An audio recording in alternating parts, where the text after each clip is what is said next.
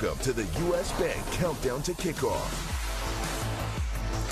Notre Dame Stadium on a windy November night as the Fighting Irish host the undefeated Clemson Tigers. And fans from both teams, they have been turning up the energy all day as we're almost exactly 2 years since the Irish pulled off an upset in double overtime right here in this building. But here comes Clemson again, top 4 in the country, carrying the nation's longest active win streak at 14 games. And their quarterback, DJ Uiagalelei, has started all of those games, been better this year, and enters tonight off his toughest game where he was benched in the second half against Syracuse. And it's a roller coaster season for Notre Dame. But they have played their best against top competition. So can the Irish pull off the upset once again tonight? Jack Collinsworth with longtime Cowboys head coach and Jason Garrett. So Clemson's quarterback room, it was unsettled before the bye week. How do you see it after the week off? Hey, Jack, even though DJ had a bad game in his last outing against Syracuse, Dabo Swinney has made it abundantly clear there's no quarterback controversy at Clemson. DJ is his quarterback. It's easy to see why. He's big, he's athletic, he can throw the ball all over the park. But what scares the Notre Dame defense more than anything else, he's an absolute beast in the quarterback run game. They better get ready to tackle tonight. And Notre Dame, they have won 5 out of their last 6, shown big game energy at times. What's the winning formula tonight? Jack, Notre Dame has had success when they run the ball and win the time of possession. That has to be the formula again tonight, especially with this wind. But it's not going to be easy. This Clemson front 7, they got NFL players all over the place. 2 things need to happen for Notre Dame tonight to knock off Clemson. Their quarterback, Drew Pine, has got to make some timely throws, and their defense or their special teams has to make a game-changing play, something they've done here the last couple weeks. Hey, man, nights like this, why we love college football. Here come the Irish.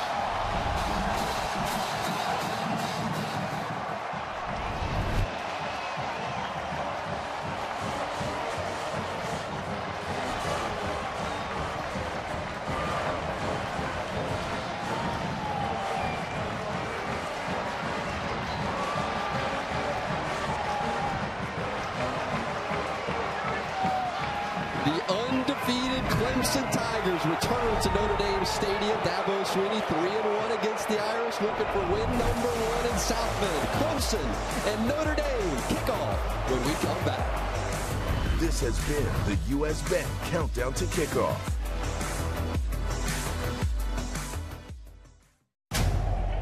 With gusts that have reached 40 miles per hour for Clemson and Notre Dame, who are on the field. Let's go down to the sidelines in Zora Stevenson. Even after DJ Uiagalelei was pulled for Cade Klubnik a few weeks back at Syracuse, he was still very much involved in the game, cheering on his teammates. You could see him helping the freshman quarterback on the sidelines. Clemson running back Phil Moffitt said, "You can't make that type of stuff up. It's established that DJ is the leader of this team." Clemson head coach Dabo Swinney told us that DJ had 2 great weeks of practice, and his expectation is not that just DJ plays well tonight, but that he has his best game. Jack?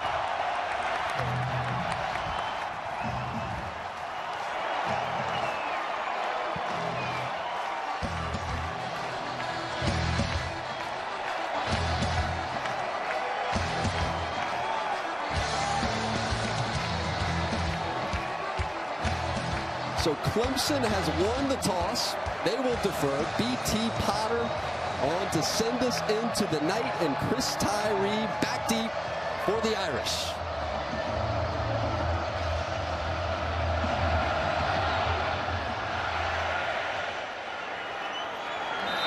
And Tyree lets the ball drift over his head to the 25. Notre Dame will come. And remember, starting quarterback Tyler Buckner was hurt week 2 against Marshall. So Pine, he's won 5 out of 6 since taking over as the starter. Played his best games against BYU and North Carolina. Still looking for his breakout performance inside Notre Dame Stadium. And will get a huge opportunity for his moment against Clemson. Big part of this game is going to be Notre Dame's ability to run the football, but Pine has to make some plays throughout the ball game. It's a tough night to do it. It's windy, wind in his face. We'll see if he can spin the ball and throw it where he wants to. Logan Diggs starts the game at running back.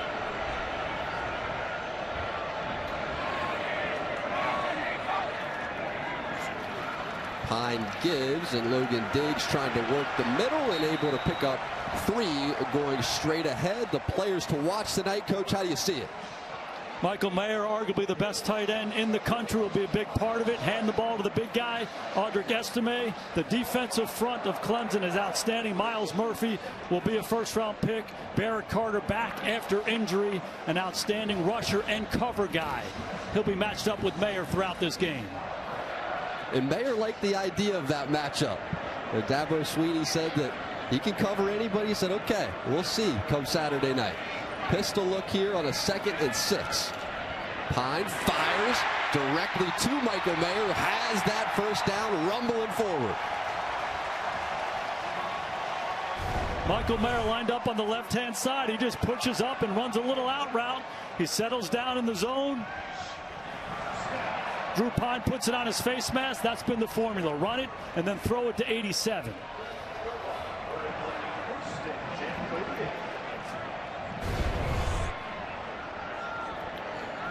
And Notre Dame has been using that check with the sideline to get calls in all season long. Coach Reese mentioned that it would be different tonight. Wanted to huddle a bit, get to the line of scrimmage quickly, and then snap the football. An early look at it here. Give it to Logan Diggs, and he's trying to work the face of that defense, and he'll just gain 2. Jack, it's a speed break. It's where Notre Dame's receivers align in their formation. Everybody else stays in the huddle. They sprint out of the huddle. They get to the line of scrimmage and snap the ball. Clemson does an excellent job identifying the formation that the opposing offense is in and adjusting their defense accordingly. Notre Dame's going to try not to allow them to do that tonight.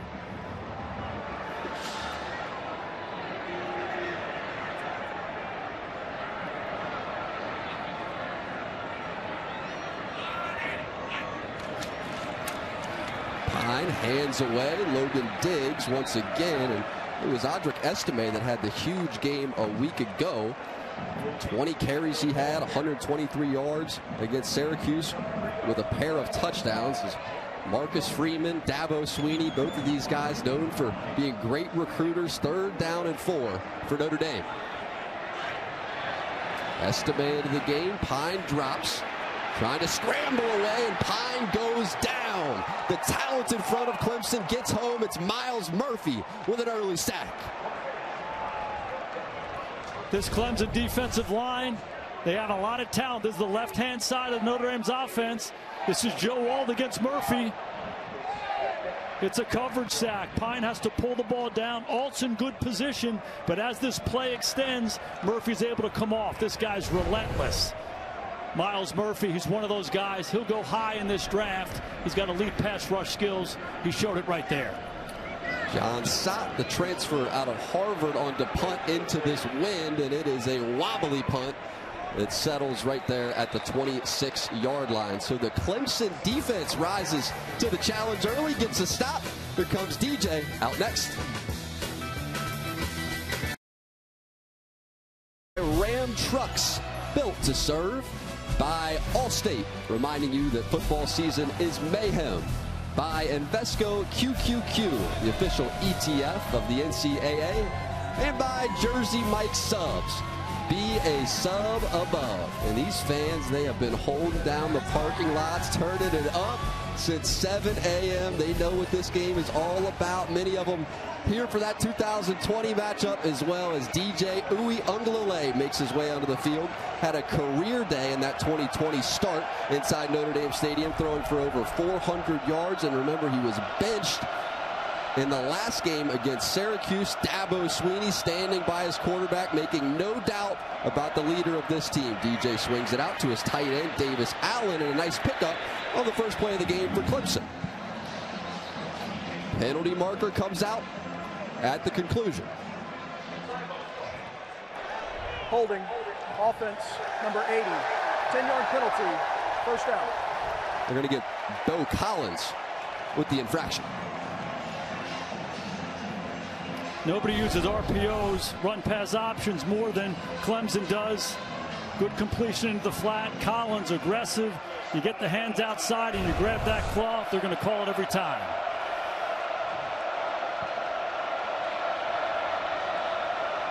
So now on 1st and 20, out to Will Shipley, but the defense there immediately. It's Cam Hart from his corner spot who shot through and dropped Shipley. This is what Clemson does. They attack the perimeter with these bubble screens. Shipley just getting width right now. Critical for the Notre Dame corners and their nickel back to show up.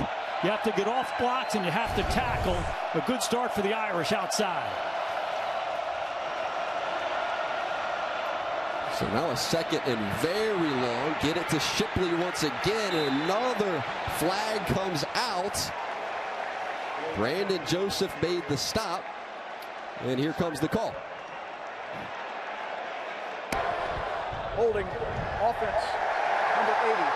10-yard penalty, 2nd down. 2 penalties to start on Bo Collins. On the first 3 plays of the ball game, again, it's about the perimeter.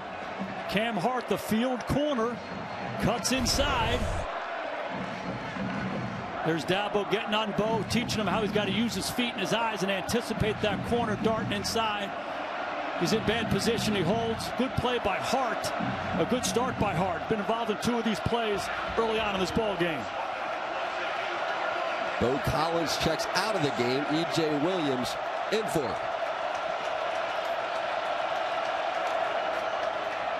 Handed here, it's Will Shipley, and Shipley trying to go up the middle and not much there. 3rd and very long upcoming for Clemson.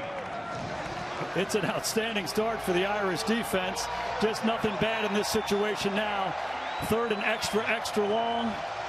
Make sure you keep these Clemson receivers in front of you. Rally and tackle and no penalties. That has to be their mindset on defense.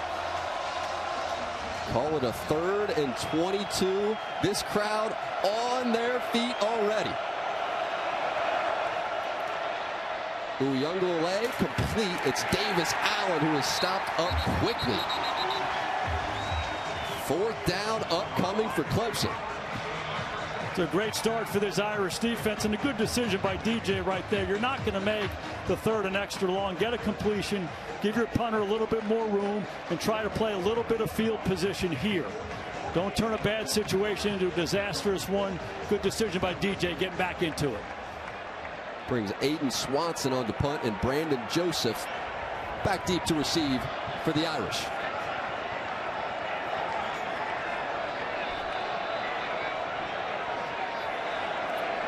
Remember, Notre Dame has been very good at getting a hand on these punts. And this one is blocked once again, and the Irish have it.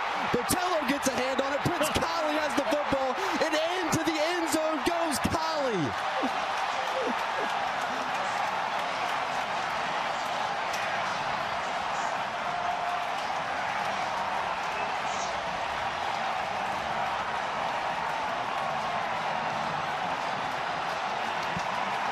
There's your game-changing play, Jack. I have never seen anything like it. It's their 6th block punt of the season. In just over 8 games, they get 1 more. What a start on defense. What a start in the kicking game. This place is about to erupt. Special teams coordinator Brian Mason has been sensational. As a penalty marker comes out before Blake Grupe's extra point. They have block punts against Marshall, Stanford, UNLV. They had 2 of them. Syracuse as well. Now you can throw Clemson on that chart. Marcus Freeman told me every starter on Notre Dame's team has to play on at least 1 special team. So some of their best players are out there. Offside. Defense, number 11. Half the distance to the goal. Replay the try. And trust me, Jack, when you start blocking punts at the rate that Notre Dame's blocking punts, they want to be out there. They want a piece of the action.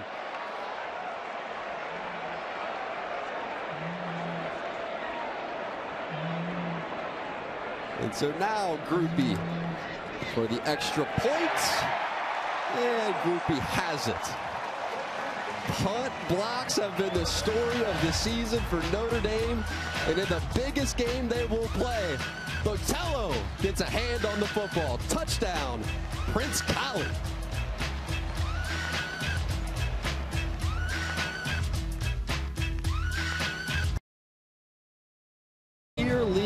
Springs are on USA tomorrow. Crosstown rivals meet in a London derby. Chelsea versus Arsenal tomorrow, 7 a.m. Eastern on USA. Watch parties in South Bend and Clemson as well. The Linebacker Lounge. Then you go down to Clemson, the Backstreets Pub and Grill. Have shots from both throughout the course of this game. And you see the wind playing a factor. Got to bring in the holder here for the kickoff. We sure do. It will be a factor in this game. So plays like a block punt for a touchdown, and each team's ability to run the football will be the difference going forward. Zach Yoakum send it deep, and Will Shipley, extremely talented tailback for Clemson, back deep trying to track down that football and cannot. Let's go back to that block. You know, colleges use this spread punt. There's a lot of open gaps in here. Okay, here's a good look at it right here. This is Botello, and it puts a tremendous amount of pressure on those upbacks. Those guys in the blue jerseys have a running start. It's a tough block. Botello reaches out. It's textbook. He blocks it off the punter's foot. Full extension and awareness to finish it off. And there's Coach Mason. I've never seen anything like it. 6 block punts in 8 games. Wow. Botello 2 sacks against Syracuse as well, so he has been on his game. Uyunglele swings it out. This is Antonio Williams, the freshman, and look at the moves by Williams, who gets it out to the 40-yard line. Let's go down to Zora on the sideline. We saw Notre Dame special teams coordinator Brian Mason in practice this week, animated and intense, just like he was a few minutes ago on the sidelines.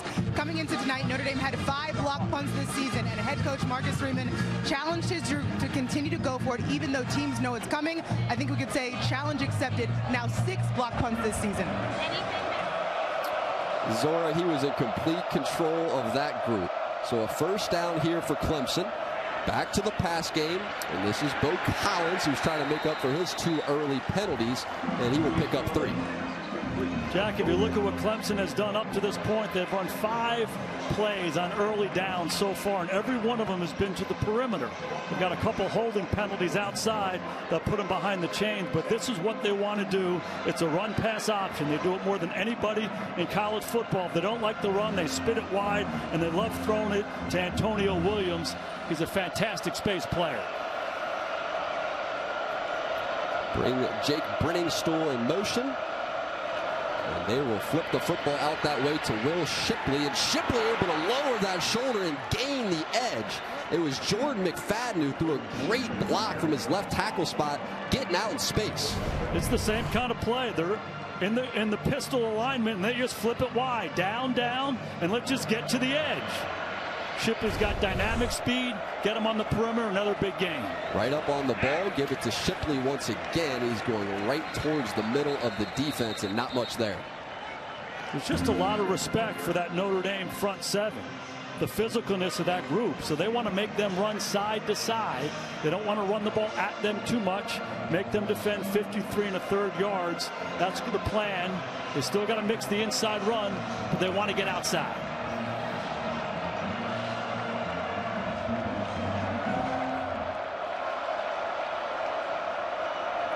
So now shotgun on a 2nd and 9.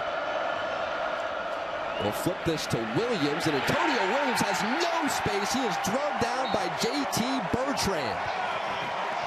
J.T. shed a blocker straight into the backfield and made the stop to set up a 3rd and long. J.T. Bertrand is so well prepared, studies, and he's so instinctive. He sees this fly sweep coming, this fast motion. He runs through the gap and simply chases it down. Excellent job by Osafa Mensah setting the edge. Turner Williams back inside. Bertrand makes another play for the Irish. Loss of 5 and backed up again on 3rd down on the Tigers. Here's Uyunglele. To the outside, his tight end, it's Davis Allen, who's trying to plow ahead, and he will be stopped up short of that first down, and a decision here for Dabo Swinney. Jack, it's really a good play by Davis Allen. You catch the ball in the flat and you go north and south. Okay, force Dabo Swinney to make a decision here. Hey, we can go for it on 4th down. I'm going to make it manageable for you, coach. He makes it 4th and 4.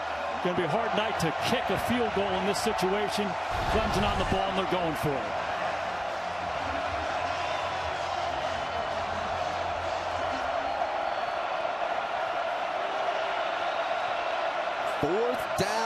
4.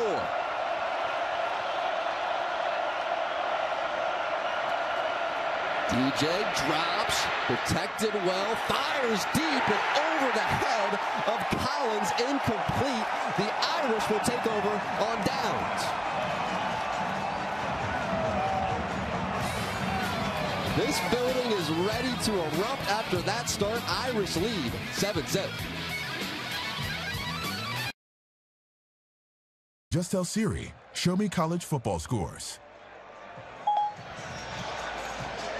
Great look at the grotto on the campus of the University of Notre Dame. And remember, Tennessee lost to Georgia. Number 1 goes down, so this is a monster game for Dabo Swinney and Clemson.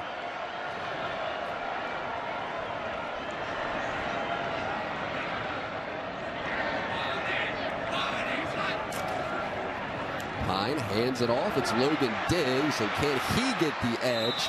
Just for a pickup of 3, trying to work the outside.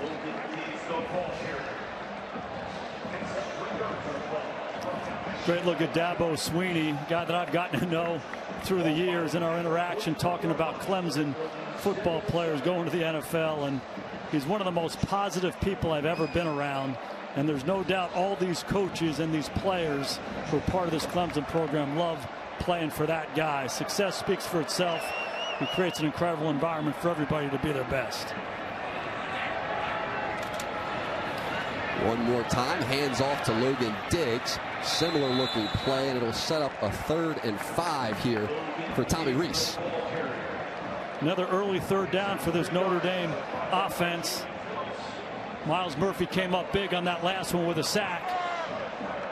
Tommy Rees has to be aware of this Clemson pass rush. This ball's got to get out of Pine's hands quickly. Looks like man-to-man, looks like pressure.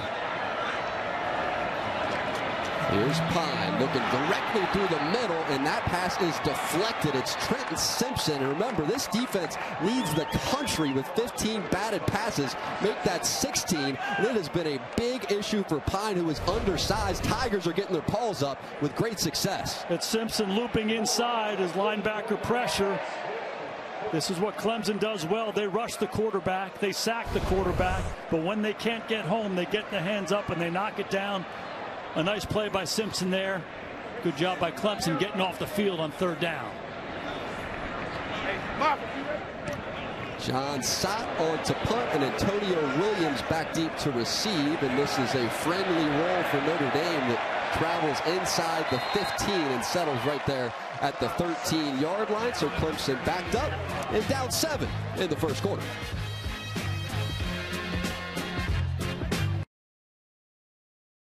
Time for Above the Rest, brought to you by Jersey Mike Subs. Takes us back to 2020. Number 1 Clemson, number 4 Notre Dame. Kyron Williams, the go-ahead touchdown. And the defense would hang on for Notre Dame. It was a terrific night for DJ Uiagalelei. Coming in for Trevor Lawrence, who had a positive test. Career game for him, over 400 passing yards, and this time just has to get rid of the football quickly. Runs directly into Maris Leofau, who's still dragging Maffa backwards. Jack, sometimes what happens in games is players on one team hear about players on another team being talked about. This Clemson defensive line, and don't think this Notre Dame defensive line didn't hear about that. The guys in the blue shirts are knocking the guys in the white shirts off the ball. They're winning the line of scrimmage. I think they heard all the talk about how great Clemson's defensive front is, and they're showing them who they are. DJ gets it out. It's Will Shipley who's trying to spin away, and he cannot.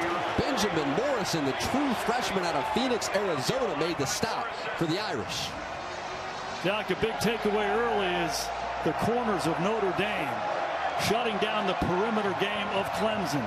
Cam Hart earlier. There's Benjamin Morrison, the freshman, shedding blocks and making tackles. 3rd and long for Clemson. Looks like Notre Dame's playing some zone.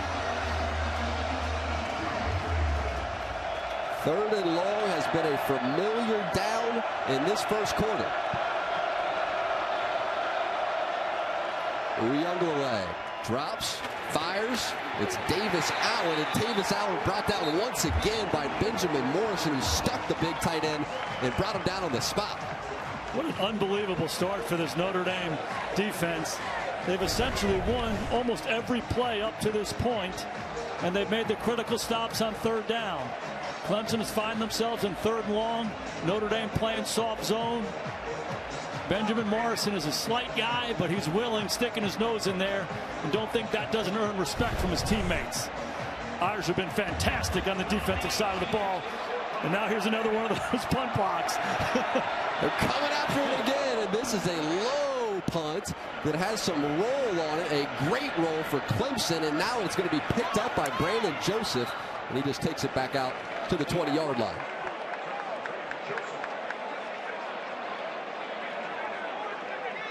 Yeah, I remember talking that 2020 game we just mentioned coming out of the break with Tommy Rees. He said it's his favorite football memory, period. First year as offensive coordinator, Ian Book was his quarterback. He has that call sheet framed at his house still. He said, I've put so much work into that game plan, got the win.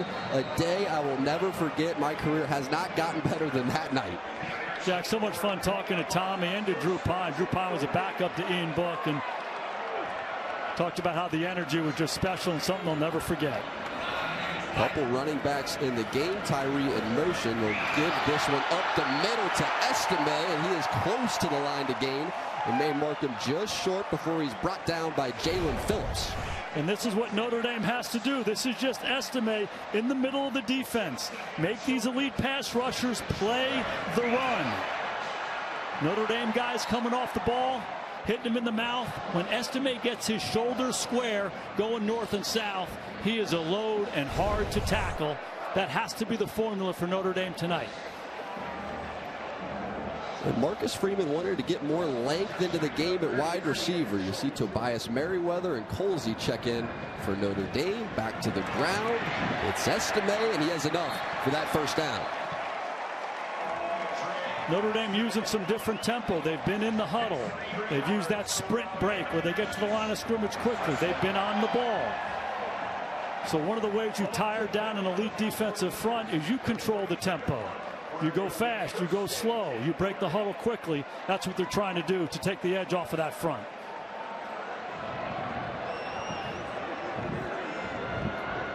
Empty look here for Pine, and a late shift brings Estime back into the backfield along with Chris Tyree. Pine fakes it to Estime, swings it out. This is Chris Tyree, who's down the sideline and steps out just before midfield. Jack, the word is implementation. There's always going to be tempo. There's always going to be a shift or a motion. There's Tyree. Fake it to Estime inside. Tyree sneaks across to the flat. Drew Pine pulls it out. Puts it on that front number. Tyree's an excellent space player. Good job by Tommy Rees getting him doing what he does best. First quarter winding down, and Marcus Freeman content to take that quarter, put it in his pocket, and move on to the second. It was the block punt, touchdown. Starting to run the ball are the Irish. 7-0 Notre Dame on a South Bend Saturday night. The flyover was sensational. A lot of football to be played. Notre Dame has the football and the lead.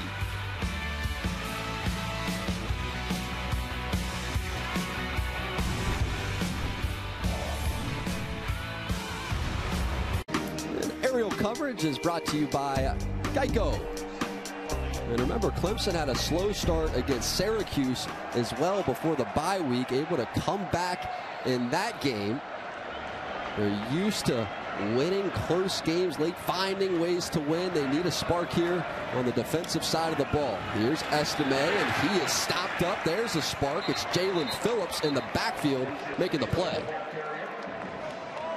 So how do they get things going here tonight, just as they did before the bye week. Yeah, Clemson has played well on defense so far. They've gotten off the field on some third downs. The biggest issue in this game is they haven't gotten started on offense, and that's all about the miscues. A couple holding penalties, some minus plays, then you get the block punt. For Dabo, he just has to settle everybody down over there, take a deep breath, and just go execute plays in all three phases of their team. It looks like they're starting to do that now.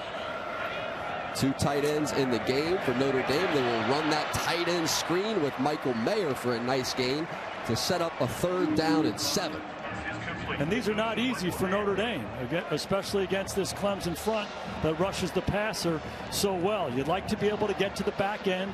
Clemson's secondary has struggled a little bit, particularly with the deep ball. But you get yourself in these 3rd down situations. Those guys up front, Miles Murphy, they're in track stances now. They're in track stances. They're rushing the quarterback. We'll see the matchup between he and Joe Alt here.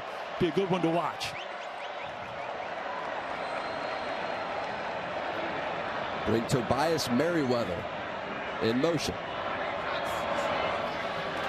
Pine fires as he's hit, and that throw will sail. He's looking for Tobias Merriweather. It was Tyler Davis who forced the pressure, and the throw went high. The thing with Clemson's defensive front is they got a ton of guys. We've talked about Murphy, but they're inside guys. Tyler Davis, he's a big athletic guy. They're going to win the matchups inside. They try to create one-on-ones, and then they try to run games. They twist. They stunt. They're just hard to block. So if you have to hold the ball, they make it tough on you. This is John Sotz who sends this punt into the wind, and that football drifts into the end zone. So at the 25-yard line is where Clemson will take over. And this becomes easy coaching for Dabo, because these are plays you just can't happen. So you simply talk to your guys about, hey, we appreciate how zealous you are with trying to block. Don't hold the guy. Obviously the punt was a real issue for them. You saw on the next punt they used kind of a rollout rugby type punt to try to alleviate that Notre Dame pass rush. I'd like to see them, they've been a big perimeter team, I'd like to see them run the ball at Notre Dame a little bit. Again, try to take the edge off of Notre Dame's defensive front. Here comes a run, just like you said. It's Will Shipley, who Dabo Swinney called the heartbeat of the offense, the heartbeat of the team. He's a 4.0 student, track star in high school, and that's where all the recruiting began for him. Now he takes himself over to the sideline. And again, this is Shipley just right in the middle of the defense. Let your guys up front come off the ball and hit the blue shirts in the mouth a little bit. It doesn't always have to be to the perimeter.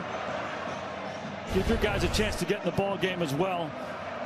Good drive starter for Clemson. And Will Shipley getting some attention over on the sideline. Phil Maffa checks in. Uyunglele fires. He's looking deep. Wants E.J. Williams, but cannot connect. Benjamin Morrison over there in coverage. Benjamin Morrison, the freshman, out there by himself. It's just a go route down the sidelines, and Morrison, mature beyond his years. He stays on the high shoulder. Good discipline with his hands. It's good coverage by the youngster.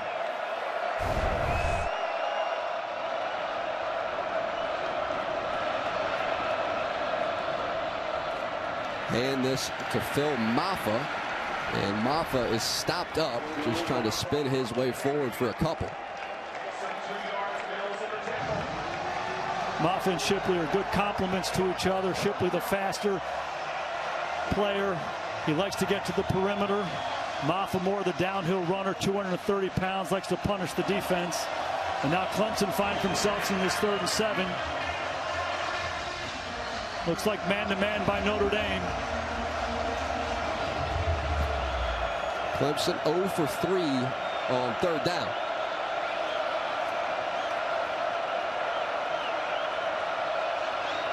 Notre Dame showing pressure, and they will bring pressure, and that pressure gets home. It's Howard Cross who spun him to the ground.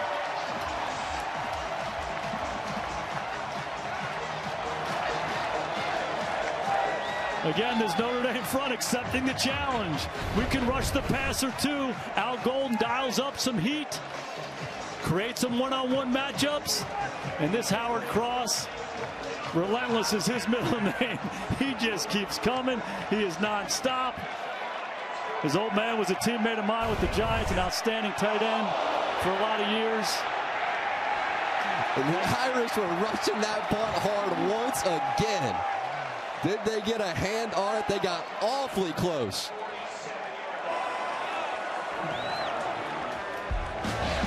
Ryan Mason, the most aggressive special teams coordinator in the country. That was Isaiah Foskey. He's already got a couple. Michael Mayer, he has been putting it on the reel all season long. I love when you say that, Jason Garrett. These are the numbers. Notre Dame tight end ranks first in receptions, first in yards, touchdowns tied for first with Ken McAfee. And then the FBS tight end ranks through week 9. So entering tonight, the targets first, receptions top, you name it. He has been tremendous. Mayer's got a heck of a reel, doesn't he, Jack? Sure does. By far the most targeted tight end in the country.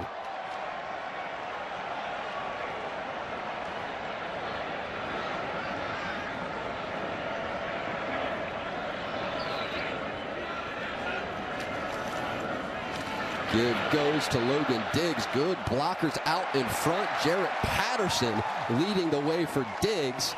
And Diggs got close to the line to gain just 1 yard shy. What's the left guard here? Jarrett Patterson. It's an old school power play from the pistol. Halfback lines a line behind the quarterback. Patterson pulls. Diggs gets in behind him. Physical run game at this Clemson defensive line. That has to be the formula. Notre Dame's executed it well up to this point. Look for sprint break right here. On the ball quickly, directly back to Logan Diggs, and more success straight ahead. And you mentioned all the numbers for Michael Mayer, all the receptions, but what was Mayer talking about with us yesterday?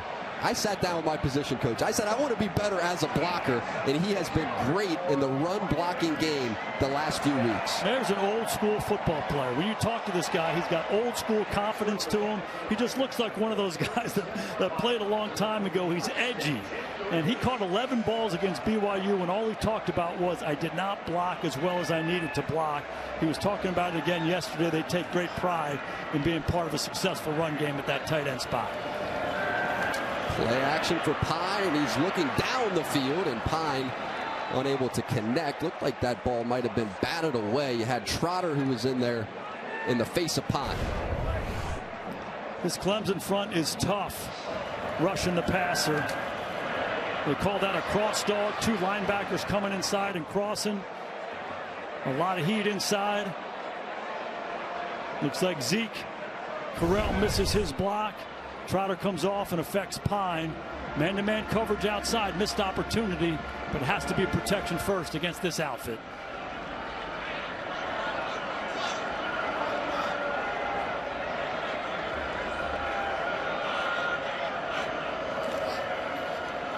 Play action and rolling is Drew Pine, and that pass is dropped. It's Lorenzo Styles, who had some space and just couldn't hang on. These are the plays that Notre Dame simply has to make. They go from 2nd and 10. They're going to be 3rd and very manageable. Movement throw. Puts it right on Styles' face mask. You got to make the gimme plays. You got to make the layups. 3rd and 10. A completely different planet than 3rd and 3. Drew's got to think about field position as well here. Doesn't always have to be the first down. Give yourself a chance to kick the field goal. Pine hands it off. It's Audric Estime. Estime lowers that shoulder after picking up the first down. Barrett Carter finally got him onto the turf. Absolutely love the call by offensive coordinator Tommy Rees. It's just Estime. He's going to bounce this play outside. Again, showing the lateral quickness. When that number 7 gets square and goes north and south down the field, he's tough to tackle. I think Tommy Rees was trying to get him into field goal range. Explosive run, first down, and they're rolling in the high red zone. Pistol look on the ball quickly. Here's Drew Pine. Protection is excellent. Pine taking all day. It just throws the football out of bounds. That was Miles Murphy who finally got the hit on him. Jack, Notre Dame loves to use 13 personnel, 3 tight ends in the game. Look at them. Tight end, tight end, tight end. It's a run personnel grouping. So when you have a run tendency from that big personnel grouping, it's a great opportunity to get the defense to play run and you throw the ball. Clemson knows that. Clemson defends the tight end well. And they still can rush the passer. They've knocked him around pretty good here in the first half.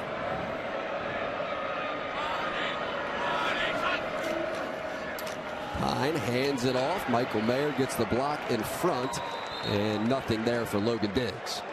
Another third down coming up for Tommy Rees to think about. And really important for Tommy Rees and for Drew Pine to manage this situation. Where are we? 24-yard line, left hash. Wind is a factor here. You can't go backwards. We have to have a positive play to preserve the field goal opportunity.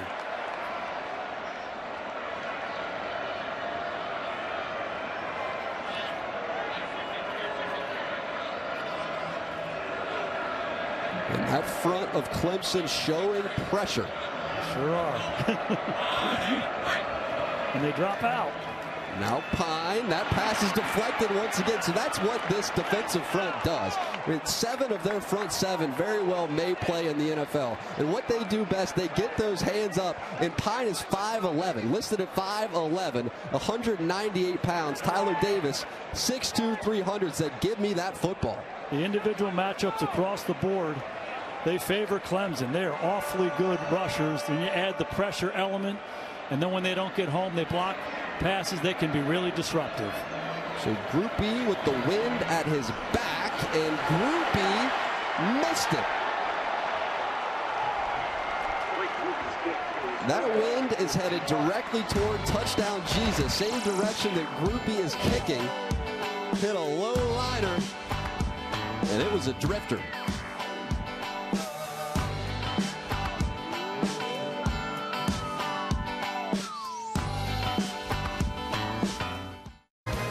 Tomorrow night, Derrick Henry and the Titans face off against Patrick Mahomes and the Chiefs. Coverage begins 7 Eastern on NBC and Peacock with Football Night in America. You are looking good on the chart there, Coach.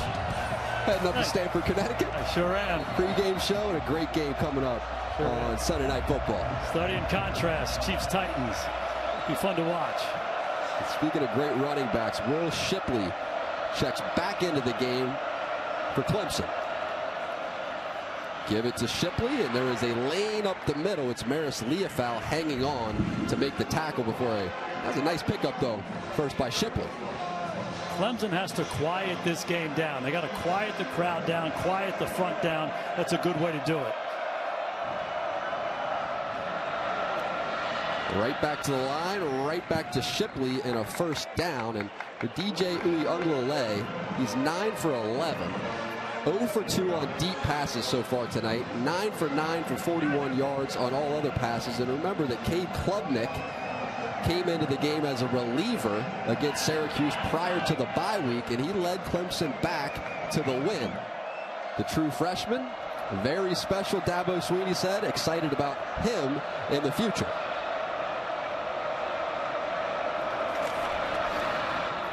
DJ, play action, swings it out. It's Spector, and it goes straight through his hand. So what you see from CLEvsND coming in against Cuse?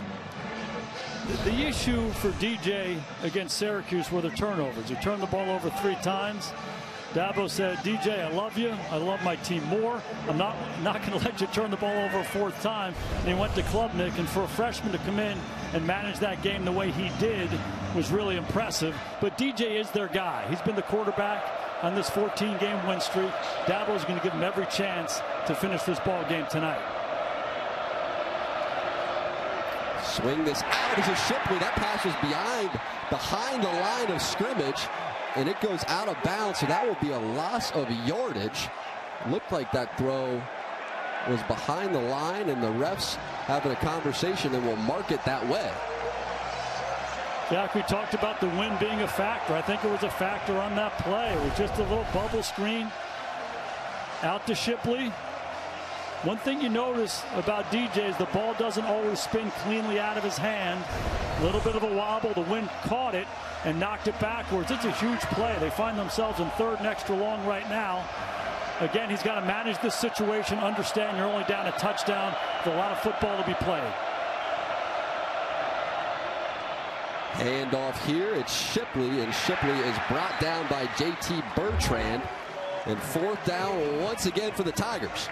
Jack, easy in that situation as a coach and as a quarterback to get a little antsy. We got to do something. We got to make a play. On 3rd and 17, we take a shot, and then you turn a bad situation again into a disastrous one. Hand the ball off, play some field position here, punt it the other way. Notre Dame's offense has not done that much, but here's this punt rush team. Here they come once again. It's a low liner getting that punt off quickly is Aiden Swanson, and it settles right there at the 22-yard line. So most exciting playing ball. It sure is. We have seen this wind affect the game so far, but the Notre Dame defense rising to the occasion. Irish on top.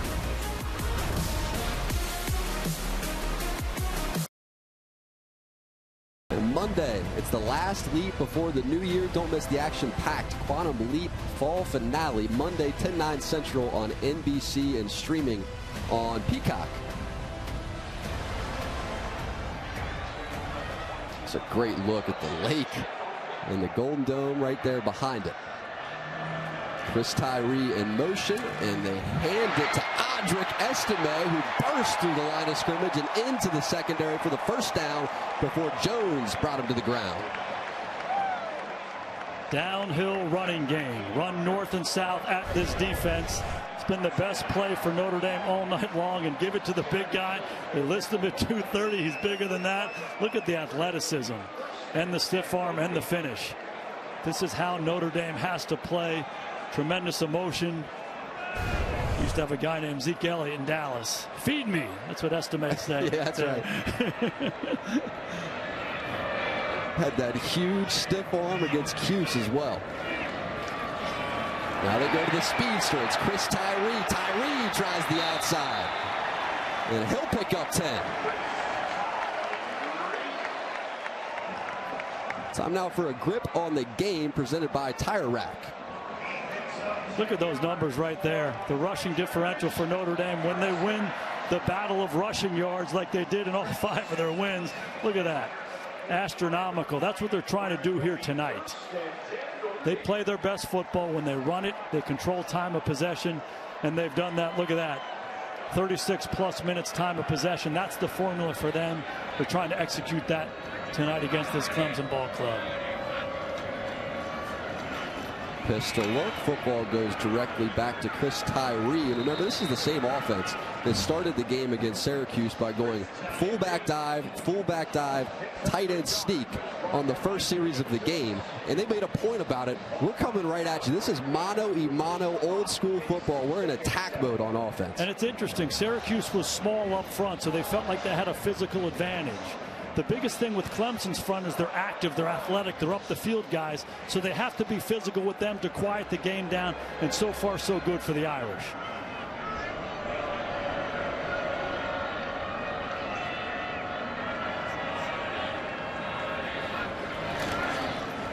Pine gives. It's Chris Tyree, and Tyree runs into Keith McGuire, who makes the stop. It'll be a 3rd and short for Notre Dame. One of the tricky things that happens when you run, you get into these 3rd and 3s. And everyone says, boy, it's 3rd and 3. Boy, that's easy. You'll convert that. It's hard. These are sticky situations for Notre Dame. Is it too far to run it? I don't know. Are they going to play man-to-man? Do you have to win outside? Yeah. So giving Drew Pine some options, some run-pass option could be a good choice for Notre Dame in this situation. Notre Dame 1 for 5 on 3rd down. To the ground game they go, just as you said. CLEvsND rumbling forward, has that first down and has more. 3rd and 3, no problem. Run it again. Notre Dame has done a good job dressing some of these runs up, but it's the same formula. It's all downhill. It's the fly sweep motion. Mayer sliding back, blocking the defensive end. Blue shirts knocking the white shirts off the ball. Estimate's feeling it. This Notre Dame offensive line, like the challenge of everybody talking about the Clemson defensive front so far, living up to it.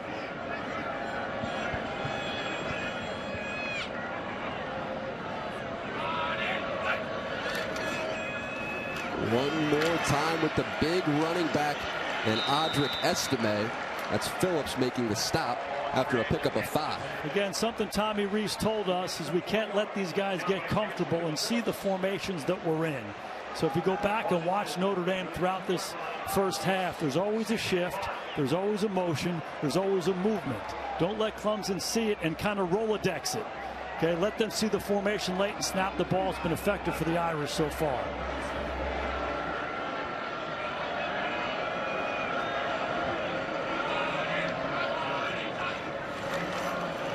Pine gives, it's CLEvsND again. He breaks through the initial tackler, and he gets close to the line to gain. They will mark him just short and set up a third and very short. And there's a lot of running backs. 3 running backs that rotate in for Notre Dame.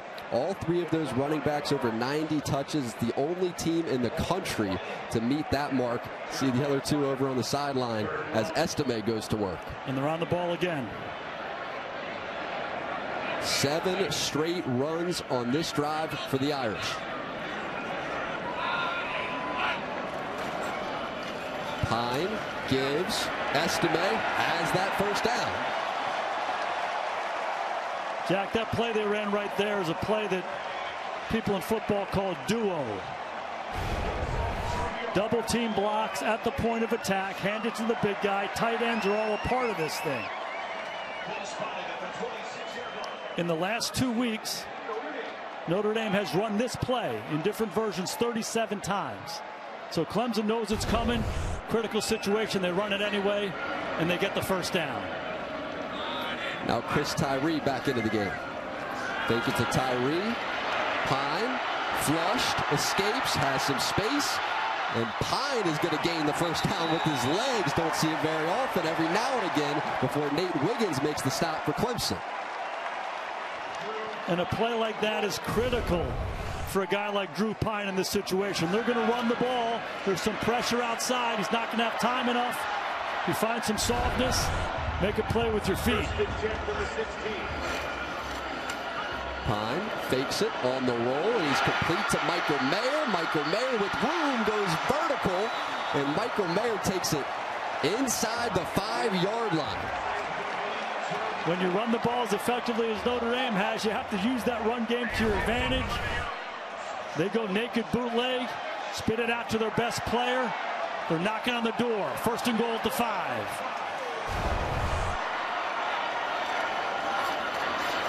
Pine is going to keep it himself around the outside. Touchdown, Notre Dame. Michael Mayer through the block.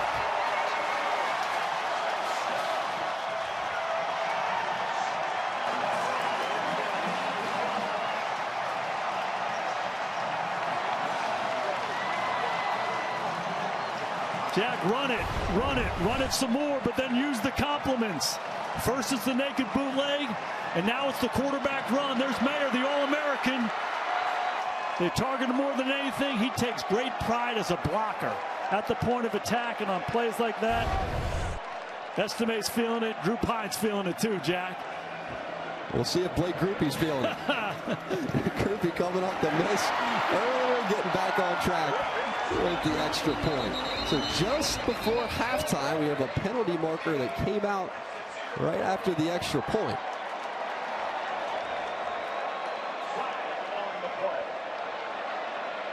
Got the cheerleaders already on the field. They may have to head back over to the sideline and see what this call is.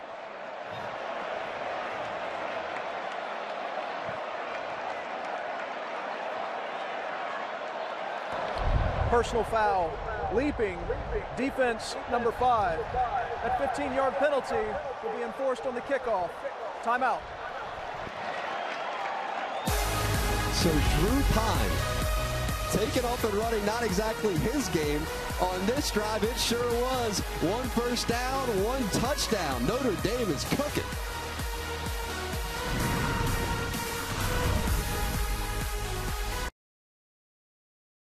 Coming up on the All-State Halftime Report, Catherine Tappan with alumni analyst, New York Giants safety Julian Love, and former All-Pro Levon Kirkland. Had a great visit with Kirkland, with Love as well. Can't wait to hear their thoughts on this first half. There they are. Just an awesome time hanging out with them before kickoff. Got highlights of Georgia's decisive win over Tennessee, and then LSU as well looks to upset Alabama in Baton Rouge. Get an upset update on that game and a squib kick here. With 37 seconds remaining in this first half, and just out to the 16-yard line goes Will Shipley. So this is a monster game for Clemson. Their national championship hopes, playoff hopes. We have seen the backup come in for them. What are you thinking right now if you're Dabo Swinney? Well, I think you let DJ finish this half, and you talk about it at halftime. 32 seconds, you're backed up here a little bit. I think you hand the ball off, you go in, you reset, and you try to come win the second half against Notre Dame. And we saw Klubnik on the field throwing some, just getting warmed up before this series. 32 seconds. Clemson has all their timeouts. DJ drops, pressure gets there. Isaiah Foskey drops him from behind, and DJ never saw him.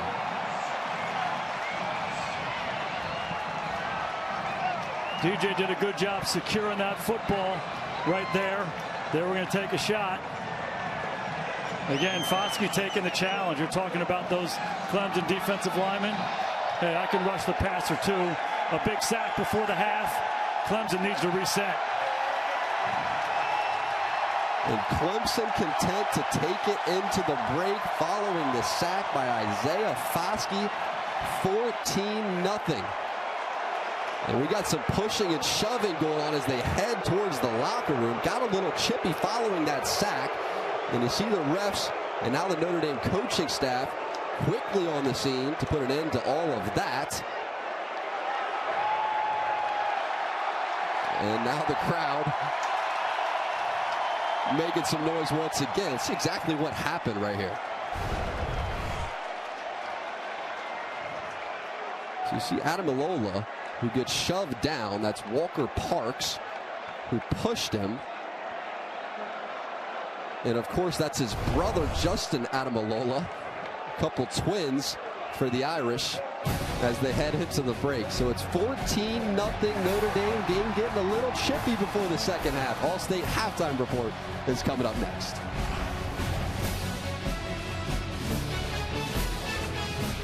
Notre Dame on top 14-0, and here's a look at today's game flow brought to you by Progressive.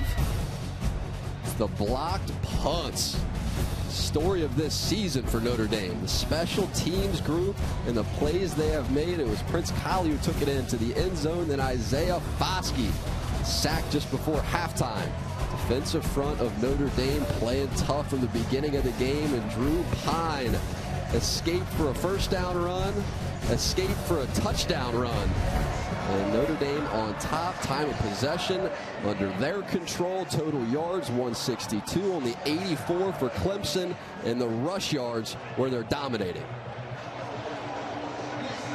Offense, defense, kicking game.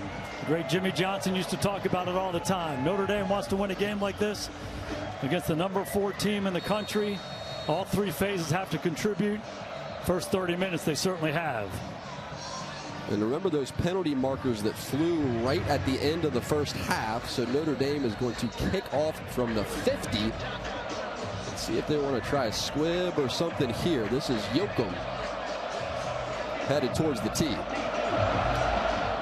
And he will send a grounder towards Will Shipley, able to gather it cleanly. And now Shipley spins ahead across the 20-yard line to the 22. Let's check in with Zora. For the Irish and Marcus Freeman, the focus right now is endless urgency. That's what he told his guys before the game, and he repeated it again at halftime. As far as the scuffle that happened as the guys were headed to the locker room, Marcus Freeman says that kind of stuff does not win you football games. There was an unsportsmanlike conduct penalty given to Clemson. I talked to Dabo Swinney, and on offense he said, we've got to get the ball to Will Shipley. We've got to play more physical. And when I asked him, will we see Cade Klubnik in the second half, he said, anything is possible. Anything is possible for sure, Zora, but it is DJ Uiagalelei to start for the Tigers. And to the pass game he goes. This is Davis Allen, and Allen lowers his shoulder for a pickup of 9 yards. He's been running hard after the catch. A penalty marker comes out.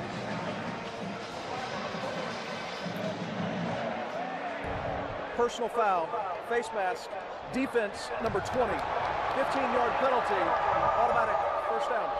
That's Benjamin Morrison, who had a good first half, the guilty party. Back an interesting contrast to the first play of the ball game. Very similar run pass option type play, holding penalty on Clemson. Now it's a face mask penalty on Notre Dame, giving Clemson a little bit of a lift and good field position.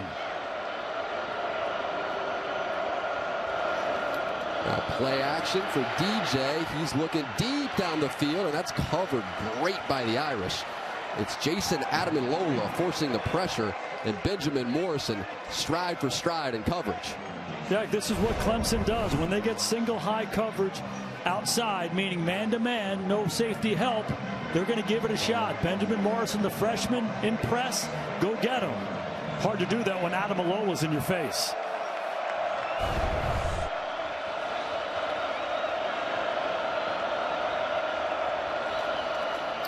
Back to the ground. Here's Will Shipley. And he was tremendous against Syracuse. And that comeback effort had that 50-yard fourth quarter touchdown run. They lead on the heartbeat here in Shipley. Look for Brandon Streeter, the offensive coordinator for Clemson, to mix those kinds of plays in. We heard Dabo Swinney talk about we got to be more physical. Those are the physical plays for Clemson. Shipley is their guy. He is their workhorse. Clemson 0 for 5 on third down.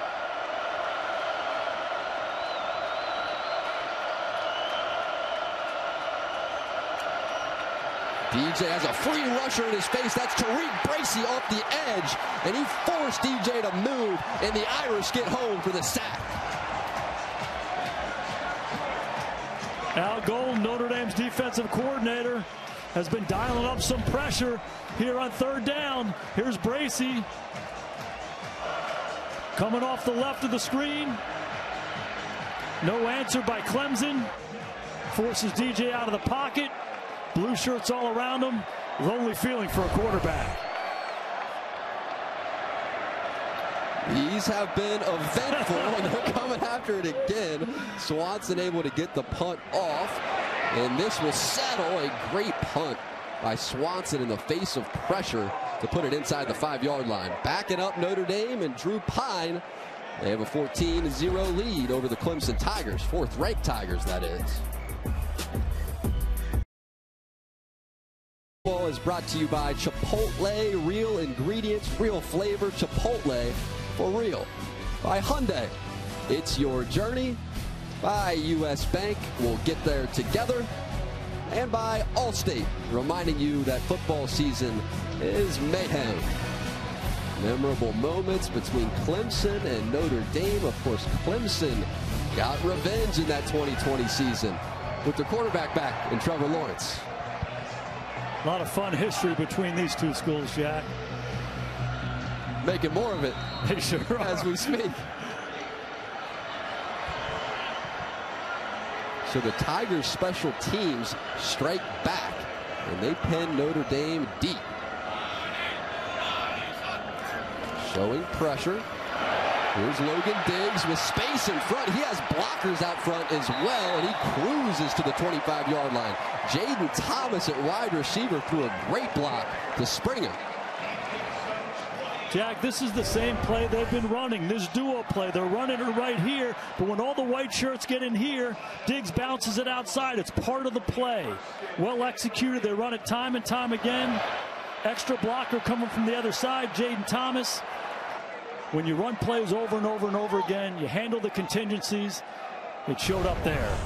Pickup of 20. Right back to the ground. Right back to Diggs. He's breaking a tackle. He has another first down. You know what these offensive linemen are saying? Run it again. Hammer these guys. The interior north-south runs. Again, it's Diggs. Mayer going back. It's the same idea. They've run 2 or 3 run concepts, but the constant is downhill. Come off the ball, hit them in the mouth, bloody their nose. This Notre Dame offensive line's been doing it all game. Tommy Reese was telling us time to time, Blake Fisher looks up at the box he's calling plays from, says, run it right behind me, do it again. See if they do. Back to the ground, try the left side this time, and it's Diggs for just a couple. And that's a great feeling if you're calling plays. and your offensive lineman or your runner, they're saying, hey, give it to me again. You know, they're buying into what you're doing, and they feel like, you know, nobody has a better view than the player on the field. And they feel like they're wearing them out and punishing them a little bit. As a play caller, absolutely, I'll give you what you want. You better make it work. And Notre Dame's been doing it all night long. So now Chris Tyree checks back in. So rush yards per game allowed. And then what the Irish are doing so far tonight. And Notre Dame's been doing that all season long. Empty look, swing it out. This is Chris Tyree with room in front. And Tyree with a stiff arm as he crosses midfield. That was Michael Mayer again getting out front with a great block. And that's what Chris Tyree does. He's an outstanding space player.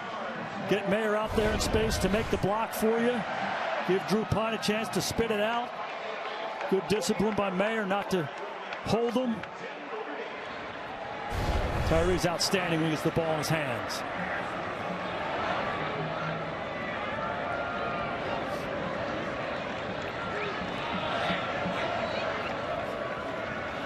Straight drop for Pine, has pressure. Now he's flushed, scrambling, and just throws this football away. That was Braden Lindsey over there in the area. Every time Notre Dame drops back, there's pretty good pressure inside. Clemson just rushing 4.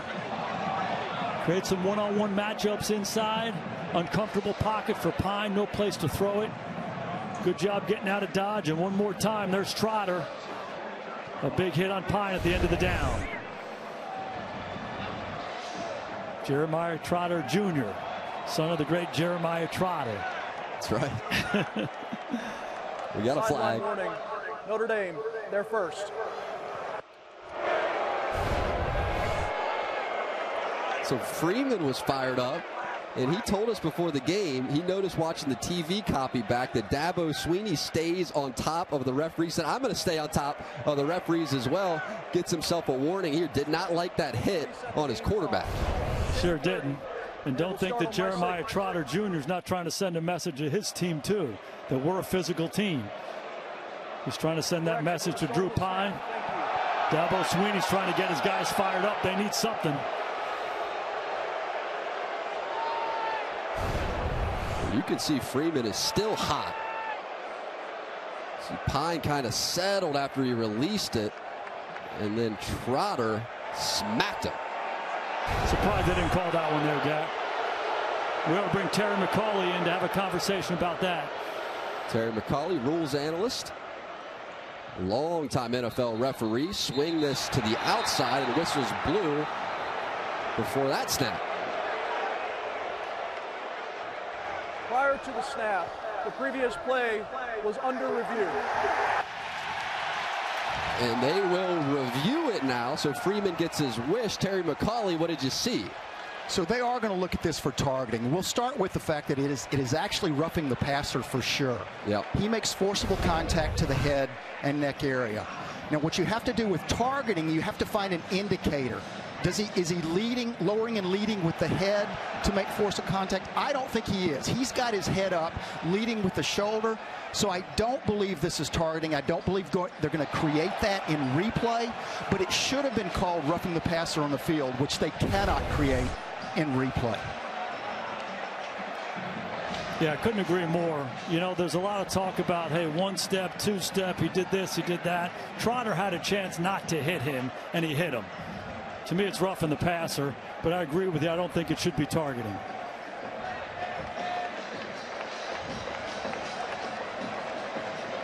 So, Terry, what specifically are they going to be looking for as they go over here? Is it, they obviously can't go back and call the roughing the passer. Does it matter if that helmet is what hit first, even if the intention was the shoulder? Well, you have to have that indicator. We'll go through the whole process. He has to take aim for the purpose of attacking. He does that. But then you have to have an indicator. Does he launch? Is there an upward thrust? Or does he lead with his helmet? And again, it looks like he's turning his shoulder. No foul for targeting. It's 2nd down. The clock will start on the snap. Terry McCauley all over it once again, and that is a big moment because Jeremiah Trotter, you know, Dabo Swinney said he's a Mike linebacker since birth. You, of course, mentioned his great father And he makes all the calls, all the checks for this Clemson defense, so they need him badly. Played on many teams that tried to block his old man, and he was an outstanding football player, and his son is obviously cut from the same cloth, wearing the same number, make the same kind of plays. Notre Dame quickly to the line of scrimmage. It's Chris Tyree, and Tyree jumps through that first hole. They don't pick up 4 yards. Now here it is. We find ourselves in another one of those sticky third downs. It's 3rd and 6. Looks like Notre Dame's going to be on the ball. Again, another technique they're using to try to quiet this Clemson defensive front down. They look disorganized. Now Pine coming to the backside is Jaden Thomas. And Jaden Thomas had lug out front. It's Barrett Carter who makes the play for Clemson. It's going to bring up a 4th and about 3. And Coach Freeman has been very aggressive all season long. See how he wants to play this one. You got to punt this one, Jack. You got to punt it and play field position. You got 9 minutes and 42 seconds to go in the 3rd quarter. And Clemson hasn't scored yet. Make them go the long way.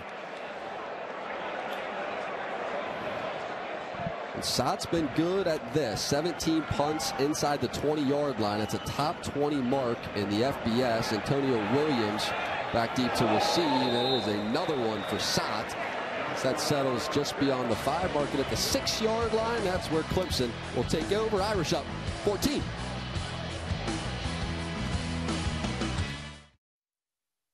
With DJ Uyunglele at quarterback, Will Shipley is the runner beside him.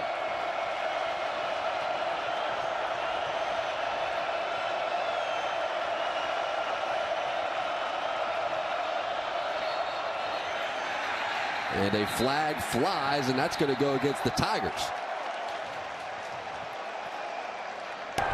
Ball start. Offense number 74. Half the distance to the goal. It's 1st down. Jack, coming out of your end zone, it's the loudest part of the stadium because you have those fans behind you and on either side. So when teams are going in or coming out, it's really difficult to hear. Notre Dame moving around a little bit. Clemson can't function. And this stadium has been rocking since that blocked punt early on. Swing it out to Davis Allen, the tight end, and there is nothing there for Allen. Benjamin Morrison up to meet him. Benjamin Morrison having himself a game. The perimeter defense for Notre Dame has been outstanding. Morrison and Hart shedding blockers and making tackles out in space has been key right from the start of this ball game. Talk about Mayer's clinic reel. That's a clinic reel for a corner making a tackle. Heck of a job by the freshman.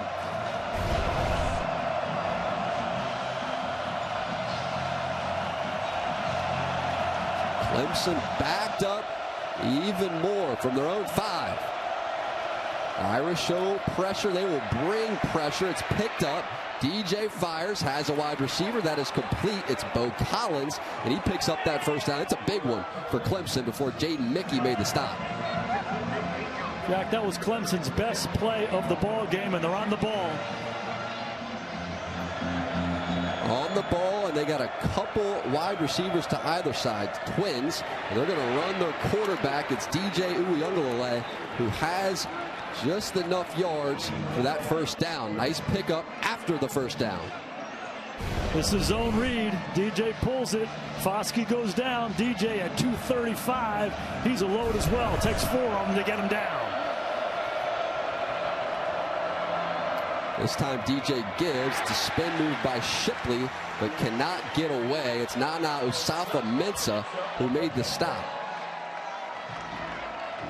There's something that can be backbreaking for a defense when you start all the way back inside your own 10-yard line and you dig it out. These coming out situations can change the game. The big conversion was the completion to the sidelines and then the quarterback run. Clemson rolling a little bit here today. It's been their best drive.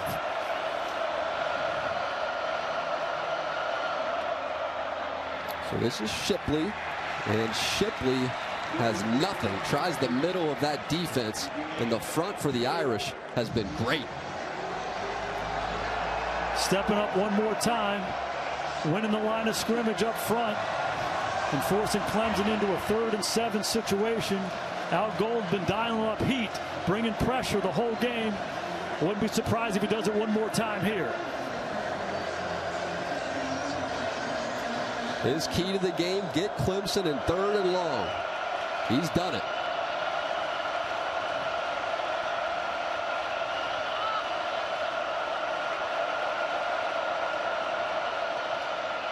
DJ, bring pressure just as you said, and that's a wobbly pass that's caught anyway. It's Adam Randall, the true freshman, guy who tore his ACL in the spring, made his debut in week 3, and they wanted to get him the football more. Randall's a big physical guy. They go to him, makes the contested catch. Clemson on the ball. Fake it to Maffa. DJ wants all of it, chucks this football down the field, and that is incomplete. It's Randall once again, but Benjamin Morrison step for step. This is what Clemson does. They create single high situations. They're by themselves. Morrison has no safety help. A little bit of a tug there. Keeps Randall under control, but Clemson loves to take these shots outside, and the Notre Dame corners have been up to the task.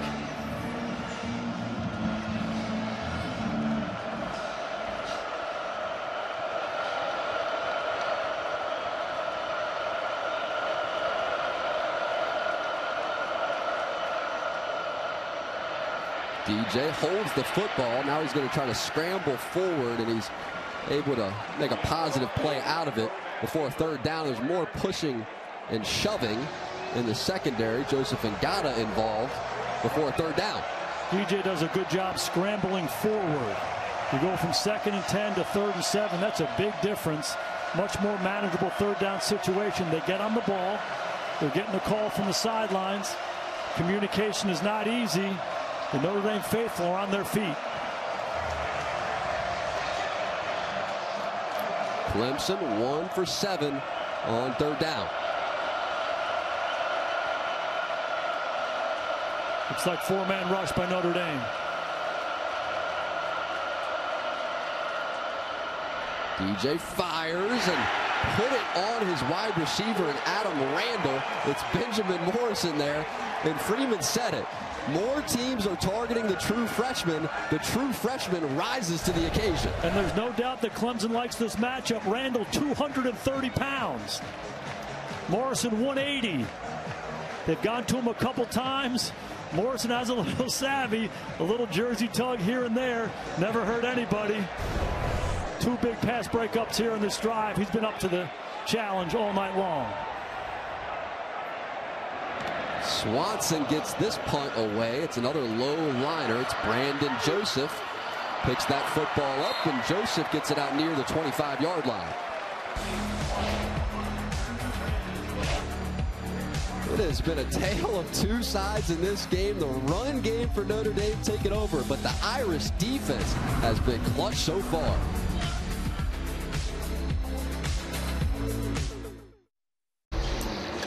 In the NASCAR Championship at Phoenix, 1 final showdown out west. 4 drivers enter.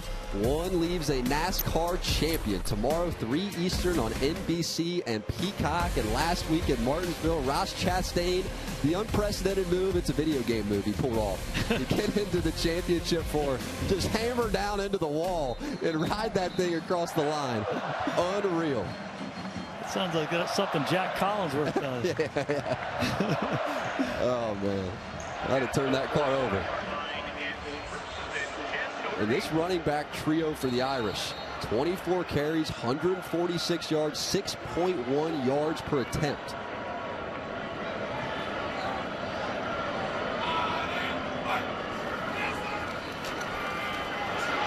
Pine gives, and it's Logan Diggs who's lowering his shoulder. Nice pickup on 1st down, and we saw this image during the commercial break. Dabo Swinney walked towards his quarterbacks. First he engages the backup, of course, in Cade Klubnik, and then he lets DJ know it looks like we have a change coming at quarterback for the Tigers. Like that move? Yeah, I just feel like it's something that he has to do to try to give this Clemson football team a little bit of a spark.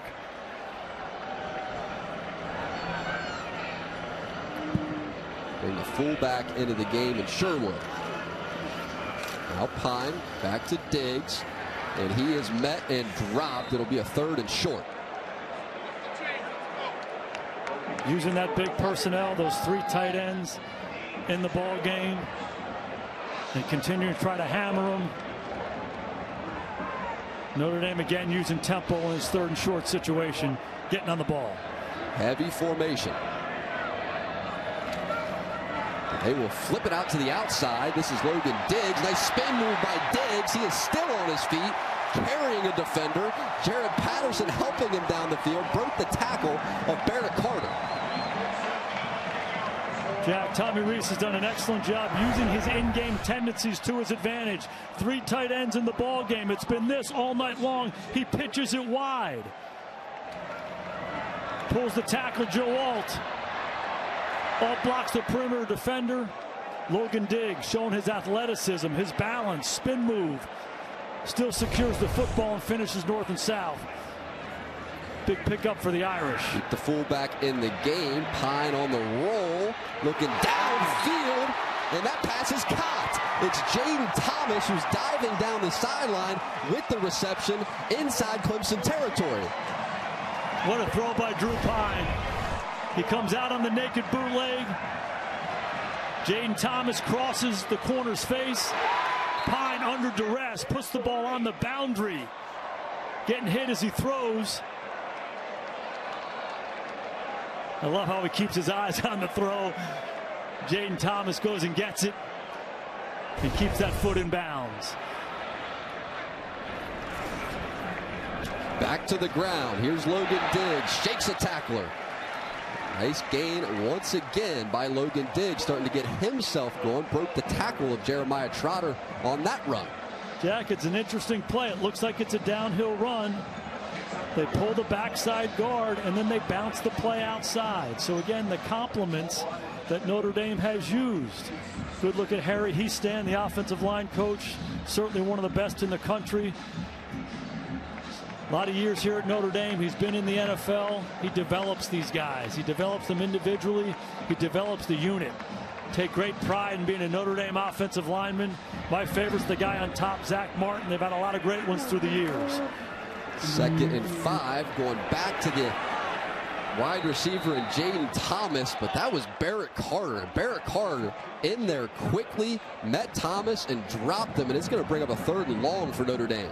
It sure is, and you got to think about field position here as well. 38-yard line. You get the first down at the 30. Positive play is critical here. Might be tough to kick the field goal here. I don't think it's 4-down territory for Notre Dame. Irish 4 for 9 on 3rd down.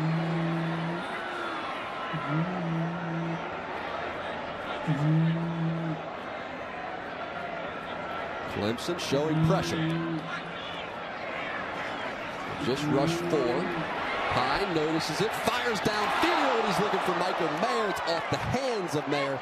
It's Makuba back there in coverage and gets the job done. 4th and 7. Jack, you said it, the pressure inside forces Drew Pine off the spot. Michael Mayer, good release inside. He wins early, but Pine has to move in the pocket. He's late with the ball, and the ball's outside. Whenever the receiver has the hand up and the quarterback still has the ball in his hand, you're late. He tries to get it out of there, couldn't get it done. Notre Dame going to try to punt him down and continue to play field position like they have all night long. This would be into that wind, and as Sott does so often, a nice punt that stops inside the 10-yard line. More beautiful work from the special teams. Irish lead by 14.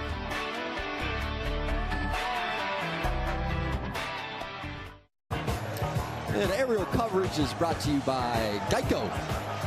Terrific crowd inside Notre Dame Stadium for a primetime matchup against Clemson. And here comes Cade Klubnik, the true freshman out of Austin, Texas. Didn't exactly light up the stat sheet when he came in against Syracuse, but he didn't screw it up either. And the biggest thing that Dabo Swinney said was he didn't turn the ball over. We were running the ball well enough to win. Haven't exactly ran the ball the same way tonight. See how they use them. Round to start. It's Shipley. And Notre Dame defensively is on the spot. Adam Ilola in the mix. Jack, they were down 11 to Syracuse when Klubnik came into the ball game, down 14 with just over a quarter to play. Biggest thing he has to do is get himself settled into the ball game in that coming out situation. Crowd noise. Looks like he's doing an excellent job communicating with his offensive line. Handled the mechanics of the game at the start. Klubnik rolling, has pressure in his face, has to just throw this ball, and it's intercepted. Picked off by Benjamin Morrison, having the game of his life.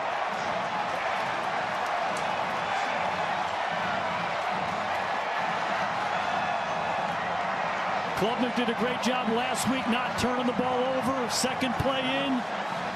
They go naked bootleg to the left. He's got some pressure.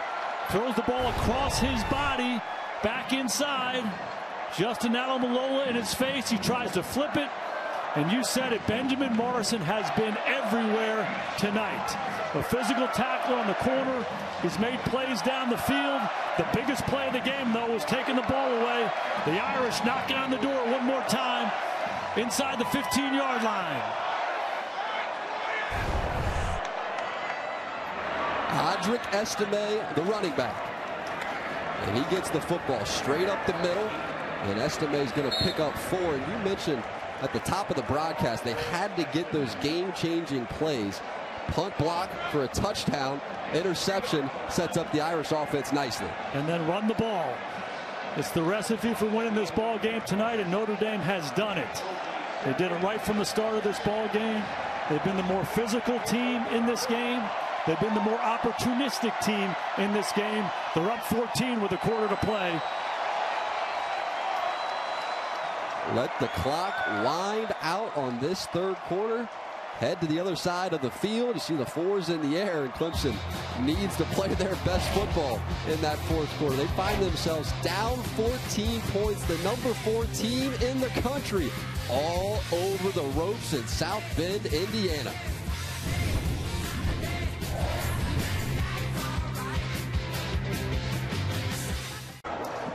Take a look at this in the break. Tale of two sidelines. The Irish, they turned the lights completely out inside Notre Dame Stadium. And Marcus Freeman, he wanted to put his touch on the way that they do things for home games. You see it. Irish now knocking on the door. Set up by the interception by the true freshman Morrison. Couple running backs in the game. Tyree and Estime. Pine keeps it on the roll. He's got Mayer out there throwing a nice block. And once again, Drew Pine is going to use his legs. It's good hard running. And this time, it appears he will get the flag, and a flag comes out. That was Tyler Venables over there making the tackle. After the play, personal foul, late hit out of bounds. Defense number 24. Penalty is half the distance to the goal. Automatic first down. Jack, Drew Pine not known for being a great runner from the quarterback position. 3 huge runs in this ball game. The run for the first down on the last drive before the half. The touchdown on that play right there. They're inside the 2-yard line. Quickly on the football. Audric Estime in for the Notre Dame touchdown.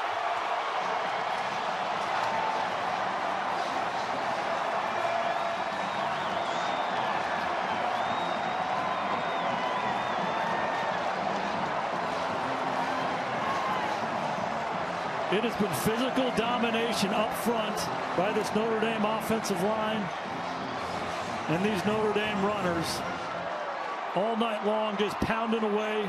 You get down in there close. Why not give it to Estime, finishing the drive, making it a 3-score game. Estime, his 9th rushing touchdown. And now Blake Grupe is good with the extra point. Notre Dame 21, Clemson 0. You got to win as a team. The block punt early, and now the interception. Here's Klubnik sprinting out to his left. Adamalola in his face. It's a poor decision by Klubnik. Trying to do too much in this part of the ball game, and he pays for it. The other freshman Benjamin Morrison makes him pay, and then give it to number 7. Downhill one more time. The worst matchup in football is a 230-pound back on a corner. Notre Dame got it. Estime finished it. So do you let the true freshman come back in now in Klubnik, or back to Uiagalelei after the interception when you just made the change to go with Cade Klubnik? Absolutely. You keep Klubnik in there. You let him work his way out of it. You try to get him into the game, get him comfortable. Yoakum send it deep, and fair catch called for by Shipley. That's one of the biggest challenges for a backup quarterback, is everybody else has been playing for 3 quarters. Now you come into the ball game, you have a different energy level than everybody else. You have to handle the mechanics of the game. You have to be able to take the snap, take care of the ball, be smart with the football, just get into the flow of the game. They've been sweating for hours. Your jersey doesn't have anything on it yet. So important for him right now. And so they will go back with DJ Uiagalelei at this point in the game. Interesting decision by Dabo. Down 21. DJ to the outside. He's looking for Bo Collins, and he can't hang on. Do you like this decision here? You know, there's a lot of psychology that goes into all this stuff. And holding. Defense number 5. 10-yard penalty. Automatic. First down. Dabo knows his guys better than I know his guys. So the mentality, what decision allows the team to respond the best? DJ has been their guy who's been their starter for 14 straight wins. So he goes back to that. DJ has to be a mentally tough guy to be able to handle the switch. Irish show pressure, bring that pressure, and he is brought down by J.T. Bertrand, who rushed right up the middle and found DJ. Bertrand is just one of those guys who sees the game and feels the game. Such good instincts. He's always around the ball. Gets off of blocks, works his way back inside, and makes the play on DJ. Now fires. That's a dangerous pass. Joseph Ngata, the intended target. DJ Brown over there. Penalty marker flies. Pass interference. Defense number 2.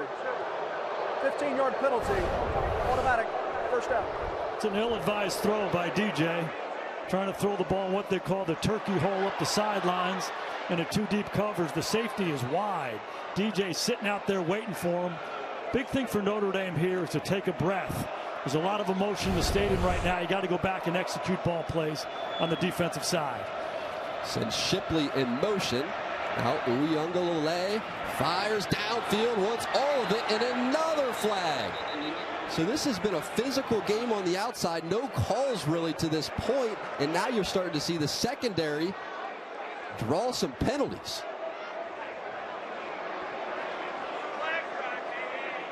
This is one of those bubble screen plays. You pump it and you try to throw the go route up the sidelines.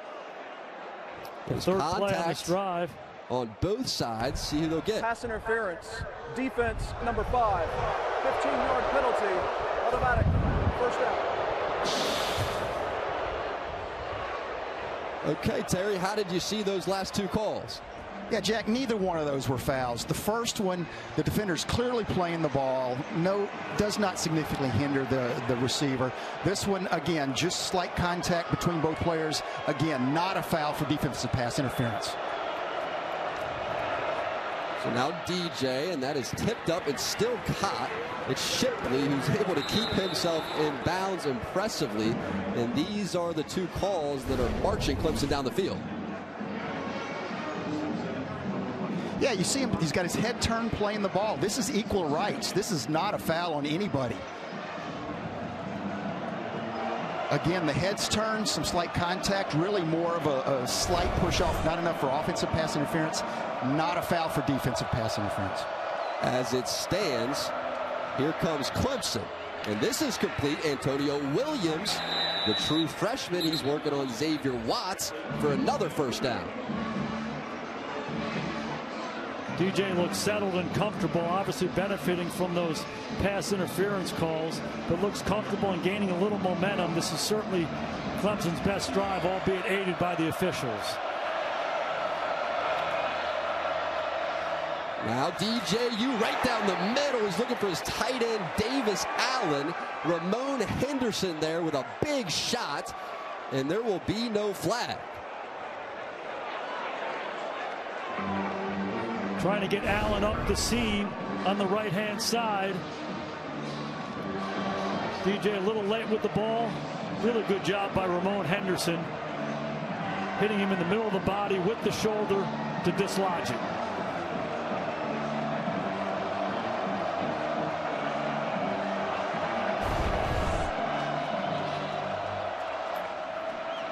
And Bo Collins has entered the tent on the Clemson sideline.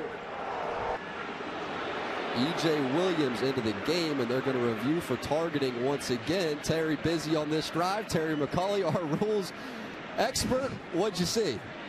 I see the same thing Coach Garrett saw. This is the force of this contact is shoulder to chest. There is some contact to the head. It's incidental. This is not a foul for targeting. It's really textbook how you want to play this play, and you know, really a credit to everybody involved in football over the last 10-15 years about teaching this the right way. And Ramon Henderson using his shoulder. After further review, there is no foul for targeting. It's second down. You can tell that's been coached as to how to handle that situation. The blow-up shots down the seam, they've gone away from football in a good way.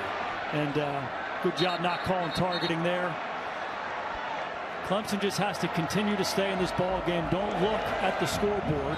Just get one score. You have to cash in on this drive. Clemson has found ways to win all season long. Need to find some ways now. Down 21, fourth quarter. DJ is picked off, intercepted again by Benjamin Morrison. Here goes Morrison down the sideline. Can he go? Yes, he can. Touchdown, pick six, Benjamin Morrison.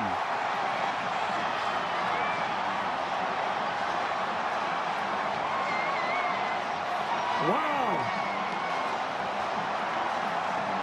The freshman has been everywhere tonight. Second interception. And he takes it all the way back. Benjamin Morrison is mature beyond his years. It's press coverage. He turns and finds the ball, and he plucks it, and he knows what to do with it afterwards. A convoy of Notre Dame blockers ahead of him. Two difference-making, game-changing plays made by the freshman. Notre Dame playing by far their best game all season long. Benjamin Morrison. They were so excited about him the second he got on campus. And you see exactly why he has taken over this football game. Dabo can't believe it.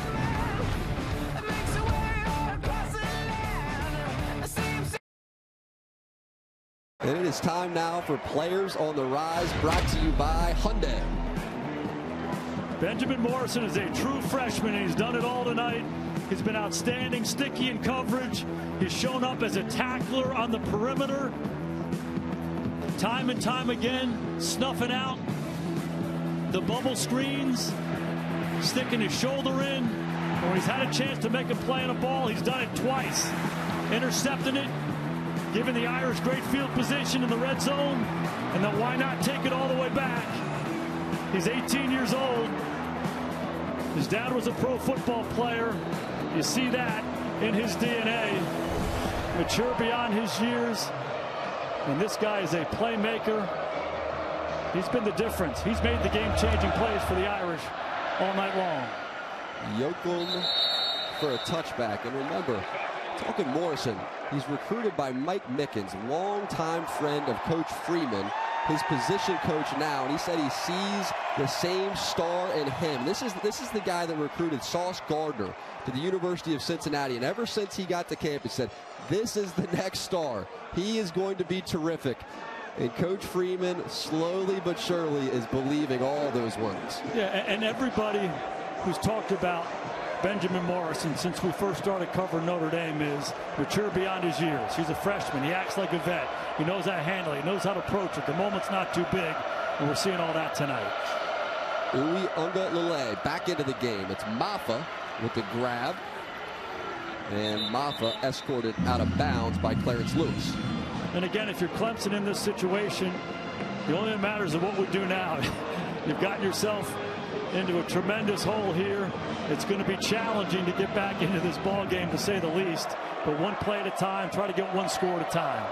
Pressure coming. Golden That snap. It's DJ Brown. DJ Brown back on his feet, and he got a hit on DJ. Timed that up perfectly, did DJ Brown.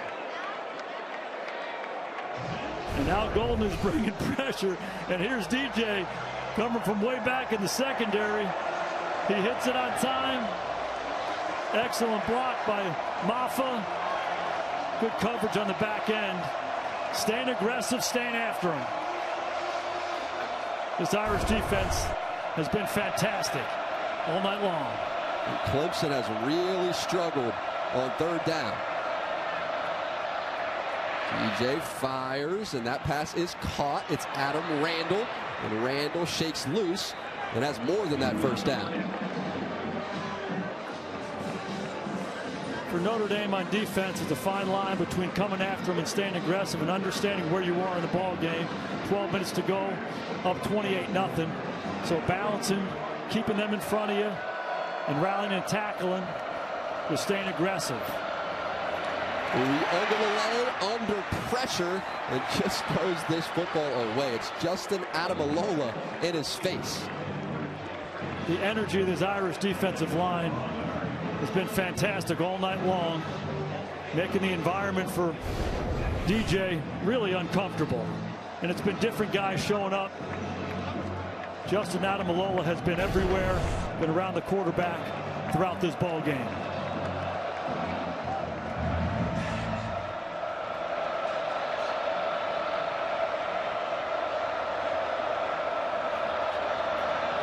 On a draw, it's Maffa. Plenty of space, and he'll pick up the first down. It's an excellent call. When they're in a pass rush mode, they're getting up the field. That's when those draws come alive. You got to keep mixing them in as you go forward here.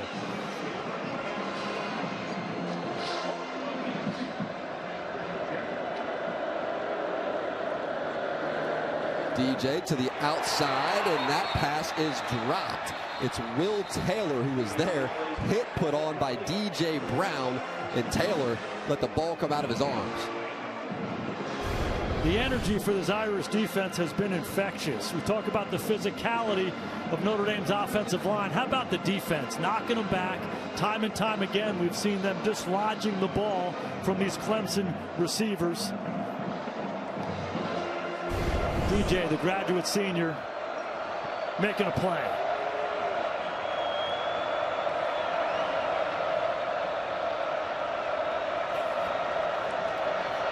Uiagalelei down the middle. It's Davis Allen. And Allen working that seam nicely. Takes it inside the 25. Good look at DJ just standing in here. Throwing that seam route to Allen. On time. Good hands catch by Allen in traffic. Pickup of 22 and quickly to the line. DJ to the outside. This time it's Antonio Williams. He'll pick up 7. For Notre Dame, it's just rally and tackle. Rally and tackle. Don't give them any big plays as you go forward. Make it hard for them to score down and close.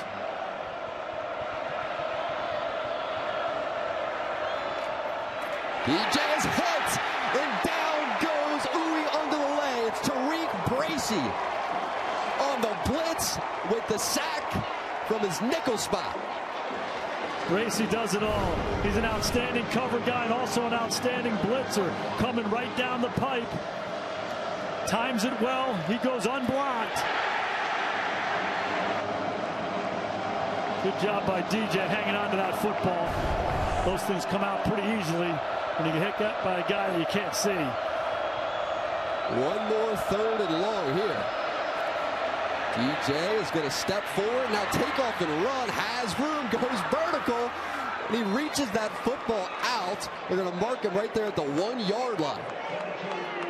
This guy's all of 235 pounds, running north and south, hurdling people, trying to get in the end zone for Clemson, and they go fast. Notre Dame trying to sub, they cannot. Touchdown Clemson, it's Will Shipley. Chance to make it 28-7 with this extra point. And it's an excellent response here by Clemson. They go fast on the touchdown. Notre Dame's not ready. Get the ball snapped and they win up front. Make it 28-7 here. Trying to keep their hopes alive with 10 and 14 to go. So here's B.T. Potter on for the extra point. And right down the middle goes Potter. So the pick 6, and then Uiagalelei comes right back down the field. Quick strike for Clemson. They get themselves a touchdown, going airborne.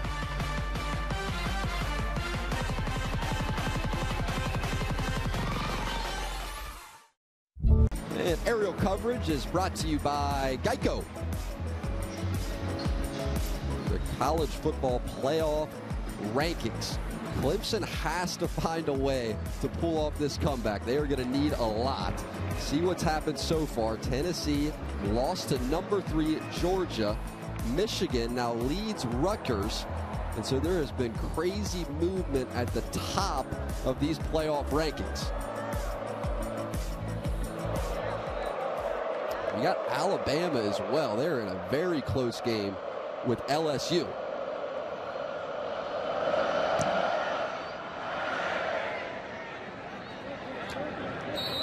And fair catch called for by Chris Tyree.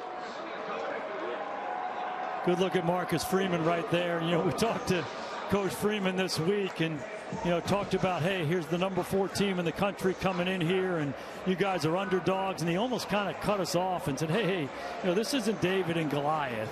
You know, Notre Dame ain't David.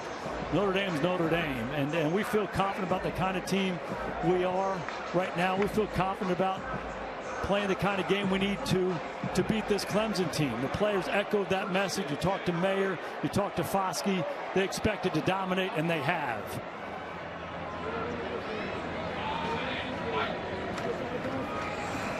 Give here, Logan Diggs, who has plenty of room. Now Logan Diggs is going to lower his shoulder on Makuba and pick up more than that first down out to the 40. We've seen this all night long. It's north and south runs right at the heart of the defense.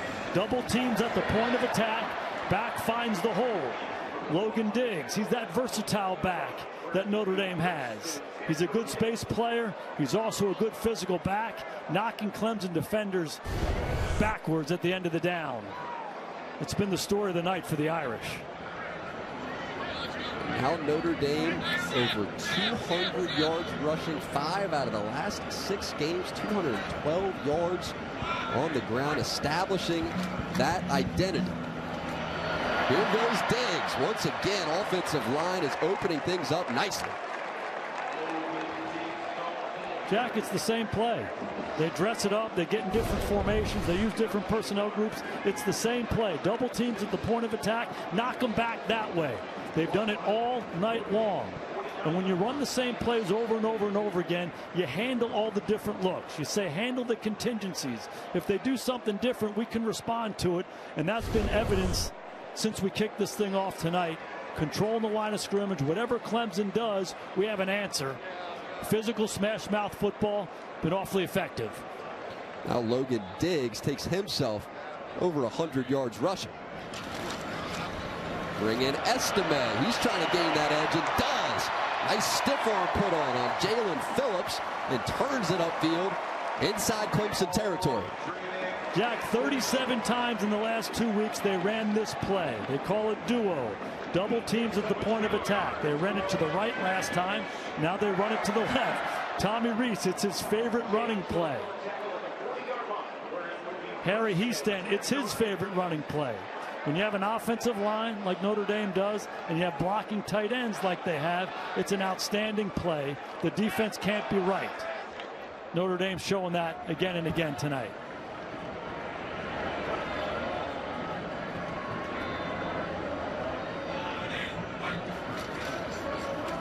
Hine gives once again. Estime in the front of Irish. Continue to move that defensive line of Clemson backwards, and Estime just moves the pile.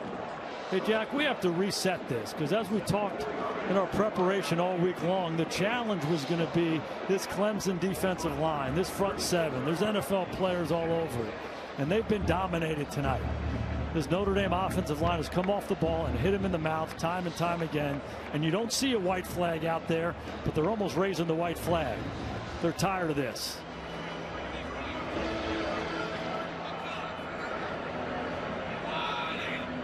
Starting to melt that clock away. Back to the ground. This time it's Chris Tyree. And he is met quickly. That time Miles Murphy made the stop. And you think about what this win would mean for Marcus Freeman. It would reignite all the hype of the Freeman era. Clemson, they're first. As Clemson takes a timeout, Marcus Freeman trying to put away the biggest win of his career as Irish head coach. We'll step aside.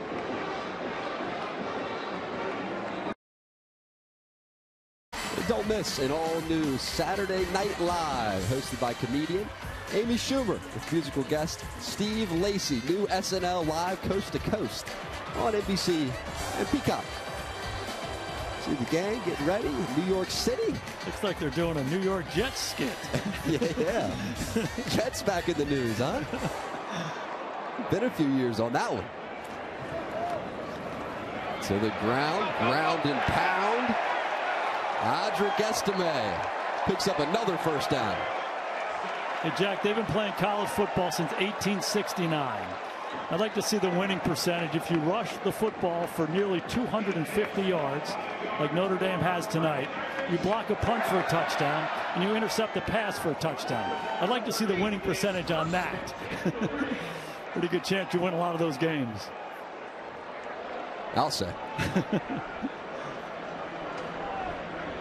And you look at the numbers for Pine, it's not like he has been dominant in the passing game whatsoever, but he has been huge with his legs at moments.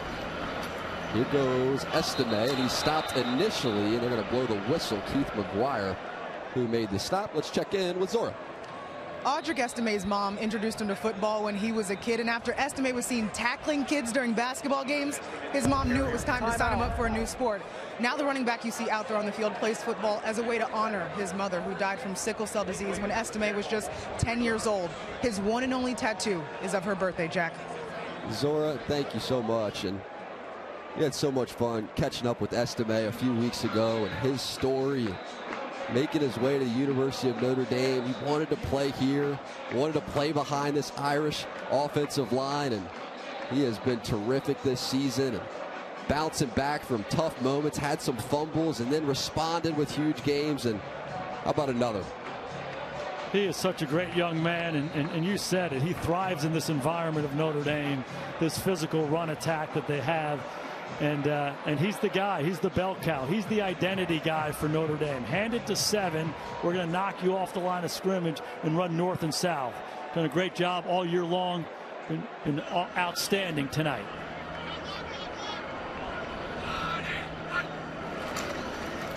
Give goes to Chris Tyree, and nothing there. And as you see, a little fatigue out of Clemson. They've played a lot of plays, a lot of wear out of the defensive front.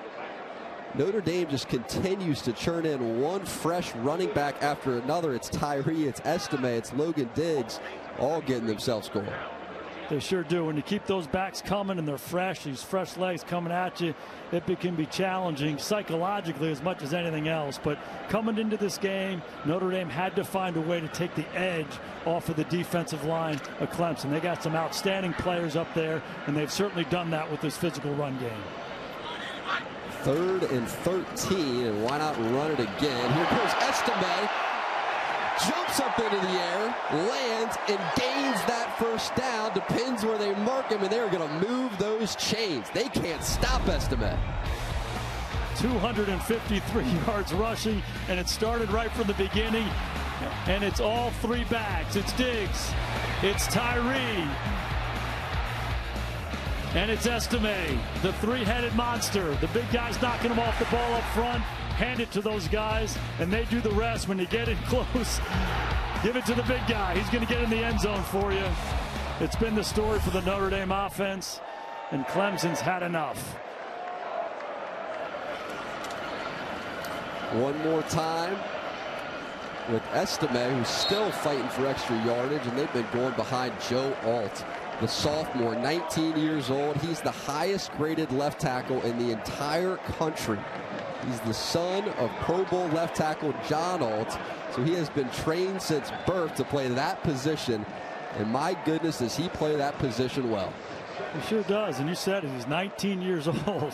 When he walks into the room, he's 6'8", 315 pounds. He's got a little bit of a baby face, but I'll tell you what, he is a physical young man. Going to be an elite protector, pass protector in this league, but he's shown he can be a tough physical run blocker as well.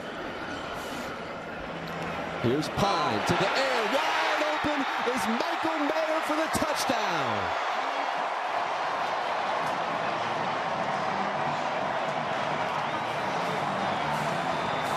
I would say that's the dagger, Jack.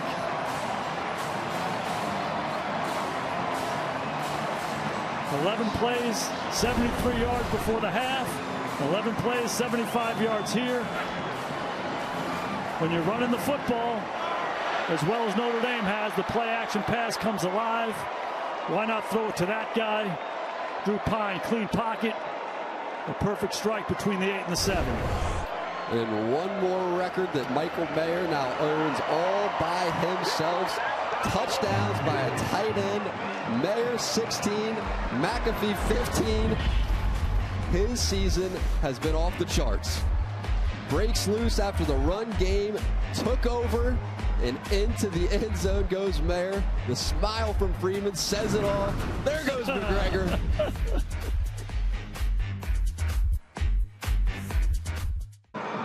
There is a party beginning inside this building, and it starts with honoring Michael Mayer. This was during the break.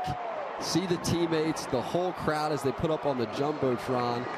And Drew Pine, the McGregor walk to the sideline, and he's juiced. Teammates love him, grew up a Notre Dame fan, lifelong Irish fan. And look who's down on the sideline. It's Tommy Reese, who calls plays from the box, making his way down the field. He had to get a hug to his quarterback. Reese just want to be a part of this thing. What a great job Tommy did tonight. But story of this offensive line, these tight ends, and that guy right there, Drew Pine, for Notre Dame's offense. And Pine did what he had to do tonight in this ball game. Don't want to underestimate the plays he made with his feet. Made a couple timely throws in this game, and he led this Notre Dame offense. They made those game-changing plays in the kicking game. The block punt set the tone, the interception for a touchdown. Then this Irish offense did their part as this game went on. And you saw Tyler Buckner as well, who came down with Tommy Reese to give Drew Pine a hug. And now this is complete to Joseph Ngata, the remaining schedule for Clemson. This is probably their toughest test that remained. They will move to one loss as there's just 4 minutes to play. I don't want to totally put this game to rest just yet. Dipping under 4 minutes, it's 35-7. And so if they move to one loss, do you see a road in? There's still obviously season remaining here. It seems like always one loss team gets in. This is late in the year, though, to have it. Yeah, their mindset simply has to be take care of our own business. They're not going to win this game tonight, but let's win next week, the following week, the week after that. Let's take care of what we need to do. If we're a one-loss team, why can't we be the best one-loss team in the country? It'll be out of their hands, though. They were controlling their destiny, no more. That's Ngata once again. For Marcus Freeman, who starts 0 for 3, dating back to the bowl game. Big upsets. Marshall Stanford, both of those games at home that they lost, as DJ is complete here to Shipley. But with the win over Clemson, he'll be 6-1 since that start. 3 of those wins being over ranked opponents, and Clemson, the longest active win streak at 14 games, would be snapped. And here's Shipley, who is drug out of bounds by Morrison. Marcus Freeman and his staff has righted the ship. After the 0-2 start, particularly the loss to Marshall, they came back, you said it, 6-1. The loss to Stanford comes back and kills them, but they've played good football. They've been a different team. They've gotten better as the season wore on. You can't overcome those losses and get back in the mix. But this program is going in the right direction, no doubt about that. Uiagalelei on the scramble and picks up that first down. If you're Dabo Swinney, what kind of a message do you deliver to the team after a game like this? There is no one in the country better at delivering messages than that guy right there, Dabo Swinney. His record speaks for itself. He's a tremendous motivator. He will get the mindset of this team right going forward, and they will be a tough out down the stretch. And he always looks for the positive in all these situations. And remember the upset back in 2020, told us a story that his favorite memory, his lasting memory of a bad day, was that he got an email from a lady who had worked at Notre Dame for 40 years and said it's the cleanest the locker room has been left, as this pass is caught over the middle and rumbling forward for another nice first down. He said it's the cleanest that the locker room has ever been left in 40 years. So he goes right back in front of his team and he says, this is winning. This is what winning looks like. We still got season left as a player is down for the Irish. And we'll take a break and check on the injury.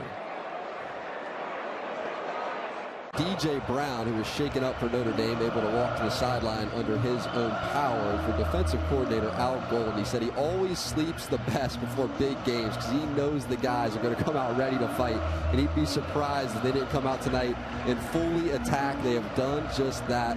How about the performance by this Irish defense? Al and the defensive staff did a great job preparing these guys, and his defense has responded throughout this game.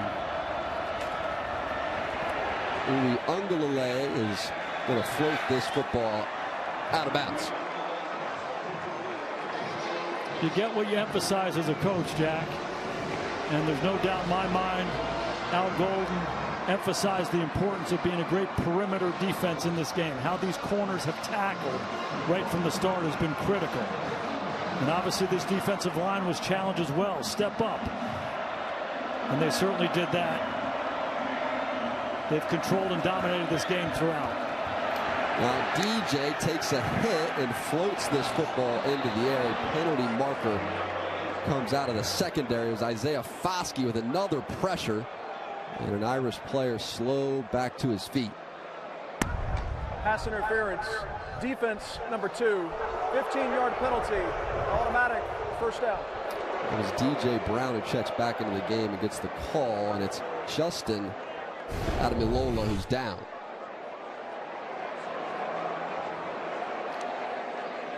Look at the DPI there.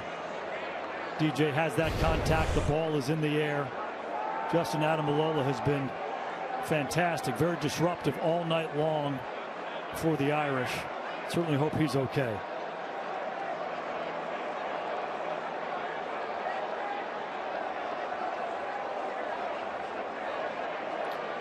He's one of 2 twins, of course, on this Irish defense, and they're so active. See his brother there, Jason, as well. So close, do everything together. And we'll see if Justin can make his way back to his feet. One thing that's abundantly clear, this Notre Dame coaching staff is keeping the pedal down. Notre Dame's last touchdown was the pass to Mayer. Al Golden's been blitzing throughout this drive, continue to bring heat. He's just not going to sit there and let Clemson drive the ball down the field. And his team has responded. They thrive in this kind of a situation.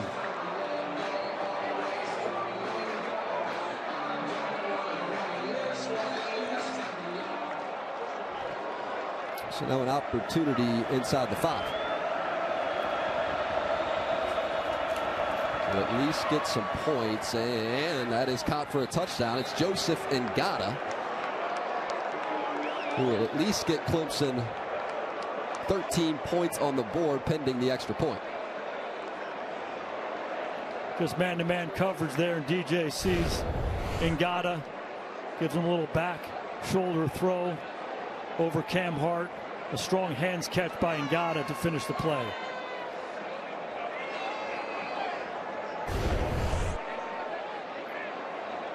So 35-13 with 1:35 remaining.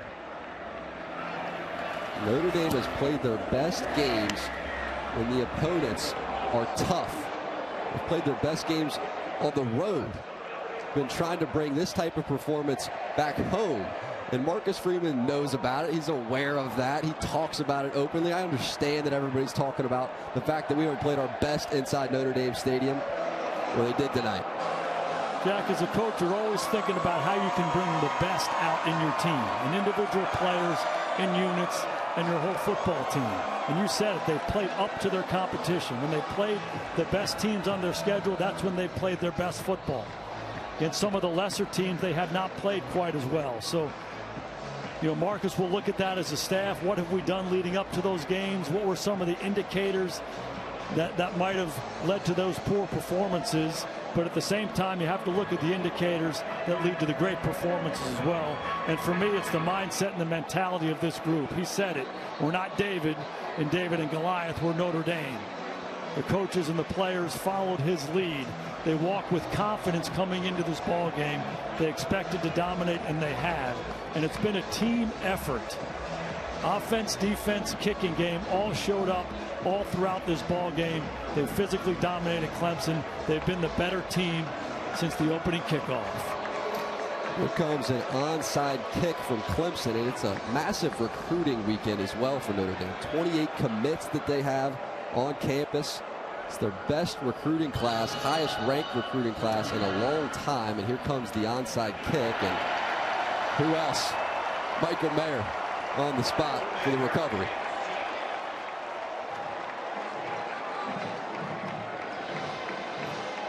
So this is the Irish schedule. Final 3 games. Head to Navy, Boston College back here at home November 19th, and then USC. It's a tough one with SC on the road November 26th. So if you're Marcus Freeman, it's now it's reset. Okay, we win this game. Huge win. Enjoy it tonight. Have some fun with it. Okay, but now we're back at Navy. Boston College, 2 games we should win. How do we get the mindset and the mentality right again to play our best football? And his favorite point to make, as you see Estime once again, is that we want to be just as critical of the wins as we are with the losses.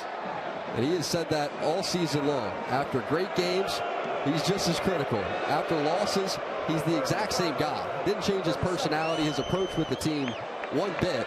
And finally, the results started to come. It's a great line. Don't let the result mask the evaluation. So evaluate the game, independent of what the scoreboard says, what you did on each play. And coaches have to be critical. You have to look at it with a critical eye, because oftentimes when you play like a game like this, you think everything is great. It's not. There's plenty of stuff to clean up for Notre Dame as they go forward. And after some of those losses, you think everything is bad. Look at it with a critical eye, be objective evaluators, learn from it and move forward. That's the challenge for Notre Dame going to Navy next week. Goes both ways for Clemson too. Dabo Swinney going to have to be critical after this one as they head into the home stretch of their season with their first loss. And here is Tyree, and the Irish have a couple of running backs over 100 yards, and Diggs and Estime, and that's been the story along with this Notre Dame defense.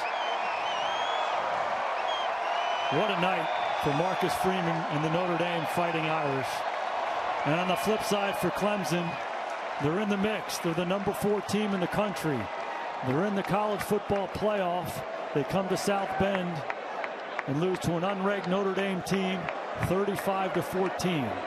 Tough plane ride home. You got to reset, regroup, and get ready for the next challenge.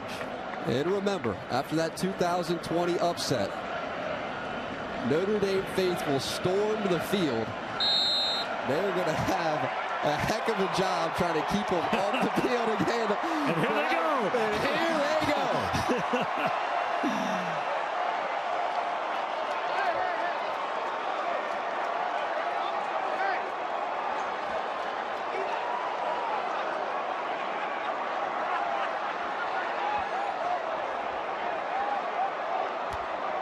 What a scene.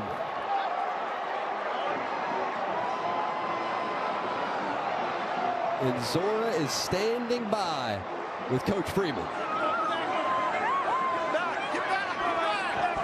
Coach trying to secure the field here. Coach, all week you answered questions about an upset. And you said this isn't David versus Goliath. It's a heavyweight fight. How'd you guys get it done? We found a way to win. I tell you that. I couldn't be more proud of this group.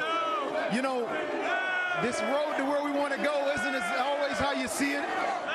You continue to fight, believe in each other, continue to work your tails off. Good things come about, and that was today. That was a representation of the day.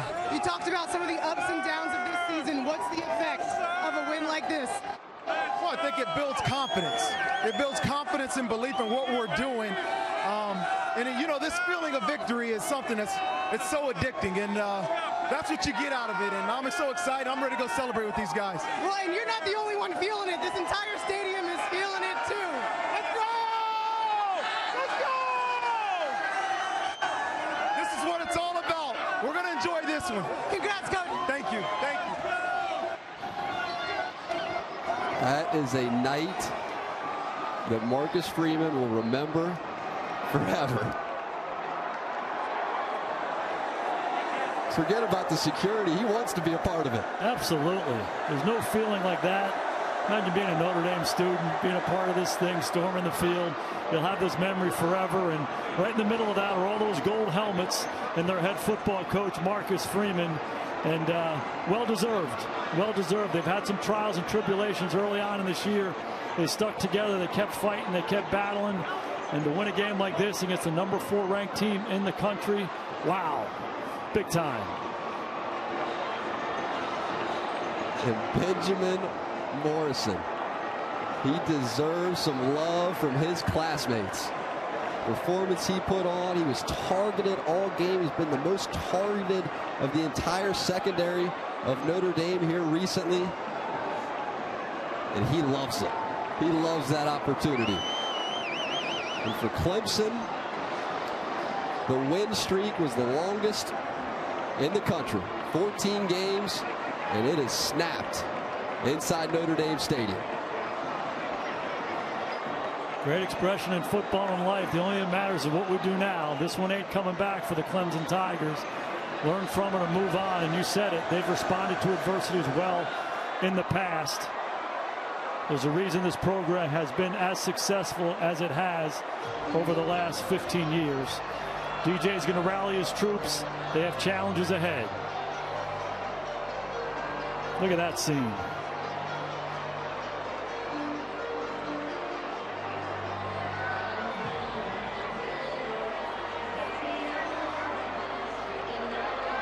Nights like this, why you love college football.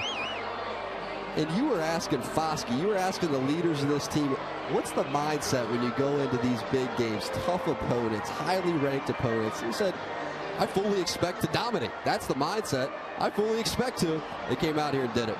Jack, I very intentionally asked every coach we talk to and every player, what's it feel like to be the underdog? Number 4 team in the country coming in. Does that free you up to play loose? And the response was consistent. They didn't see it that way. They didn't see themselves as underdogs. They anticipated dominating the opponent. They knew what they had to do to win this game. They needed to be more physical.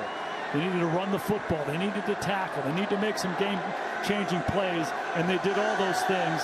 But it starts with their mental approach and their mindset. We saw it all week long in our visits, and it showed up for 3 hours tonight. Look at this scene. This is incredible.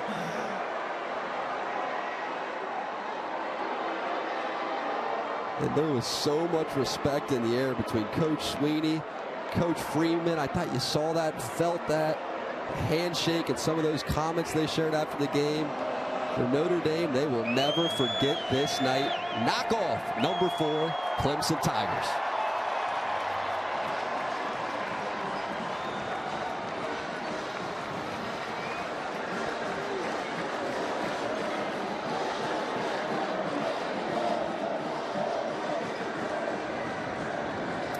A whole lot more to come from South Bend. It's 35-14. Notre Dame getting the job done and advancing to 6-3 on this season.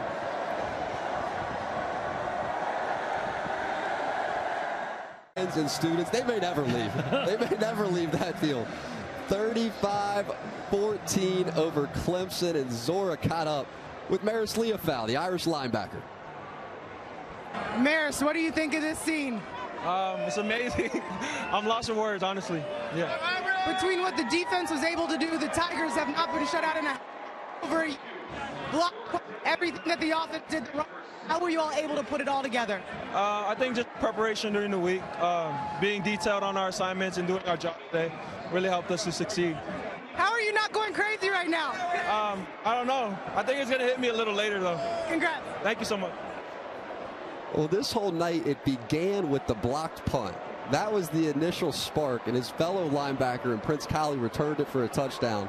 But how did the Irish continue to build the lead from there and pull off this win that they will never forget? Well, first off, how good was that? Maris out in the middle of that. Zora out in the middle of that. I know it. It was incredible. You said the block punt sets the tone. The defense was unbelievable all night long. You can't think of 4, 5, 6 plays that Clemson had that were successful throughout the whole game. They stopped the run. They got after the quarterback. They defended the deep ball time and time again. When they had a chance to make the impactful plays, they cashed in. Ben Morrison, the freshman, the interception down in the low red zone, and then the interception for a touchdown. The game-changing plays, Notre Dame made them. I'm with you. So here is how we got to this scene tonight. The blocked punt to begin. Just heard us mention it. Irish come out. It's a wild crowd from the very beginning, and this got them going. Botello with a hand on it, and into the end zone goes Prince Colley, returns it for a touchdown. 6th blocked punt for Notre Dame this year. Set the tone for the game, Jack. Game-changing play on special teams. One more time, you block it, you cash it in. The drive before the half was big too. 11 plays, 10 rushes, a couple quarterback runs. Pine finishes it off. And the pressure from Notre Dame. Tariq Bracy that time. They go to the backup, try to get Klubnik going. Klubnik comes in, pressure in his face immediately. Intercepted by Morrison. The pressure by the defensive line, the pressure by the secondary throughout this game. Adam Alola causing the bad throw. Morrison cashing in on it. Opportunistic on defense all night long. And then the hammer. Audric Estime in for the touchdown. Over 100 yards he went. Jack, they ran for 268 yards in the ball game. They physically dominated this elite Clemson front seven time and time again throughout this game. Why not one more? Benjamin Morrison. And this time shows off a little bit of that speed. How about that? The guy's got savvy. He's got instincts, excellent hands. He knows what to do with it after he catches it. I love the scene of his buddies, his classmates, meeting him on the field afterwards. They were as excited as he was. And a long night for Dabo and the Clemson Tigers. And then Pine, Michael Mayer owns that touchdown record all by himself after this one. They kept the pedal down. Run, run, run. And then play action and throw it to that guy, Mayer. Big time. I tell you, these fans can run too, can't they? They were ready. They were all talking as the score got a little out of hand. They're like, we're storming this field. Yeah. I saw the security starting to gather as if they were going to do something. By the end of it, they just walked out of the way, said, here you go. Night they'll never forget. And Zora Stevenson down on the field with Benjamin Morrison. Benjamin, 2 interceptions and a pick 6. What allowed you to shine when the lights were the brightest? Honestly, I got to give all my credit to my Lord and Savior, Jesus Christ. I prayed for this moment since I was a little kid. I texted my mom in the locker room before the game. I found a video. My first ever touchdown was against the Clemson Tigers back in Pee Wee.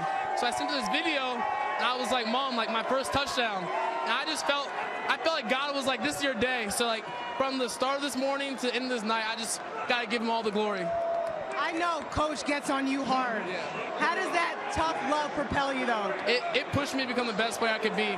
Coach Mick and Zan Freeman, every single day, always push me to become the best player I can be, and ultimately makes me become a better man. So I'm grateful for both of them. Throughout the whole recruitment process, I've always had a genuine relationship, and it's only grown through me being here. So yes, sir. Yes, ma'am. Enjoy this one. Thank you. Thank you. Zora Benjamin, thank you so much. And you mentioned his dad, NFL career. His mom, though, said that's his best friend. That's where he gets his poise from. Just heard him mention his mom right there. What could a win like this do for Marcus Freeman, do for this Notre Dame football program heading forward? Well, he said it. It's confidence. You know, this is Notre Dame. The football tradition at Notre Dame is unlike any other, and they haven't played up to that this year. A couple tough losses against teams they should have beaten, but I think deep down they have confidence in who they are. Tommy Rees, their offensive coordinator, told us, he said, we talked to our guys, don't let those 2 losses impact how we think about ourselves, how we see ourselves. They see themselves as one of the best teams in the country. They see themselves, they could be in this mix, and they proved it tonight. This is the number 4 team in the country they just beat. Clemson was in the bowl championship series. They're one of the top 4, and they came here and they took it to them.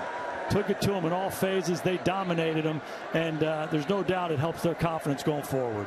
Speaking of number 4, how about Tommy Rees, too? Left the box early to go celebrate. This is what's going on around the country. Tennessee lost to number 3 Georgia pretty handedly. And yet Ohio State had the win game going on. Find a way to win against Northwestern. Clemson down to Notre Dame they go. In Michigan, they lead Rutgers, and it sounds like a really tight game, an overtime game going on. LSU in Alabama. How about that picture? Well, all those teams that have a 0 in their record, they're all just going to slide up. Right. All the teams that have a 1 are going to slide down. And if there are 4 teams with a 0, those are the teams that are going to go. And if there's a team with a 1, you want to be the best one of the ones. And, right. And we'll see. A lot of football to be played. And typically, if you're going to have a loss, you want it to happen early in the year. Do you see a way in for Clemson, given that this game happened late in the year, and it's not like their schedule has some big-time name down the stretch? What's disappointing for them is they had it. They had it in the palm of their hands. They controlled their fate going forward. And you lose a game like this, all of a sudden it's all about what other people do or don't do and what other people think. So they have to control what they can't control. They have to win out and make themselves one of those one-loss teams and see what happens. In this scene, all these students, all these fans, they got to play the alma mater at some point. See what's going to happen. You see the band is kind of making their way up into the stands. Maybe they'll play it to everybody who's on the field. Who knows? It's really incredible. A lot of green. You can still see some gold helmets out there. And the energy and the juices in this place like none other. And coming up later tonight on NBC, on Peacock, it's all new Saturday Night Live. In 2 weeks, Notre Dame returns to South Bend to take on Boston College. Coverage begins 2:30 Eastern on NBC and Peacock. For Jason Garrett, Zora Stevenson, Catherine Tappan, and our entire crew, I'm Jack Collinsworth saying thanks for watching Notre Dame football.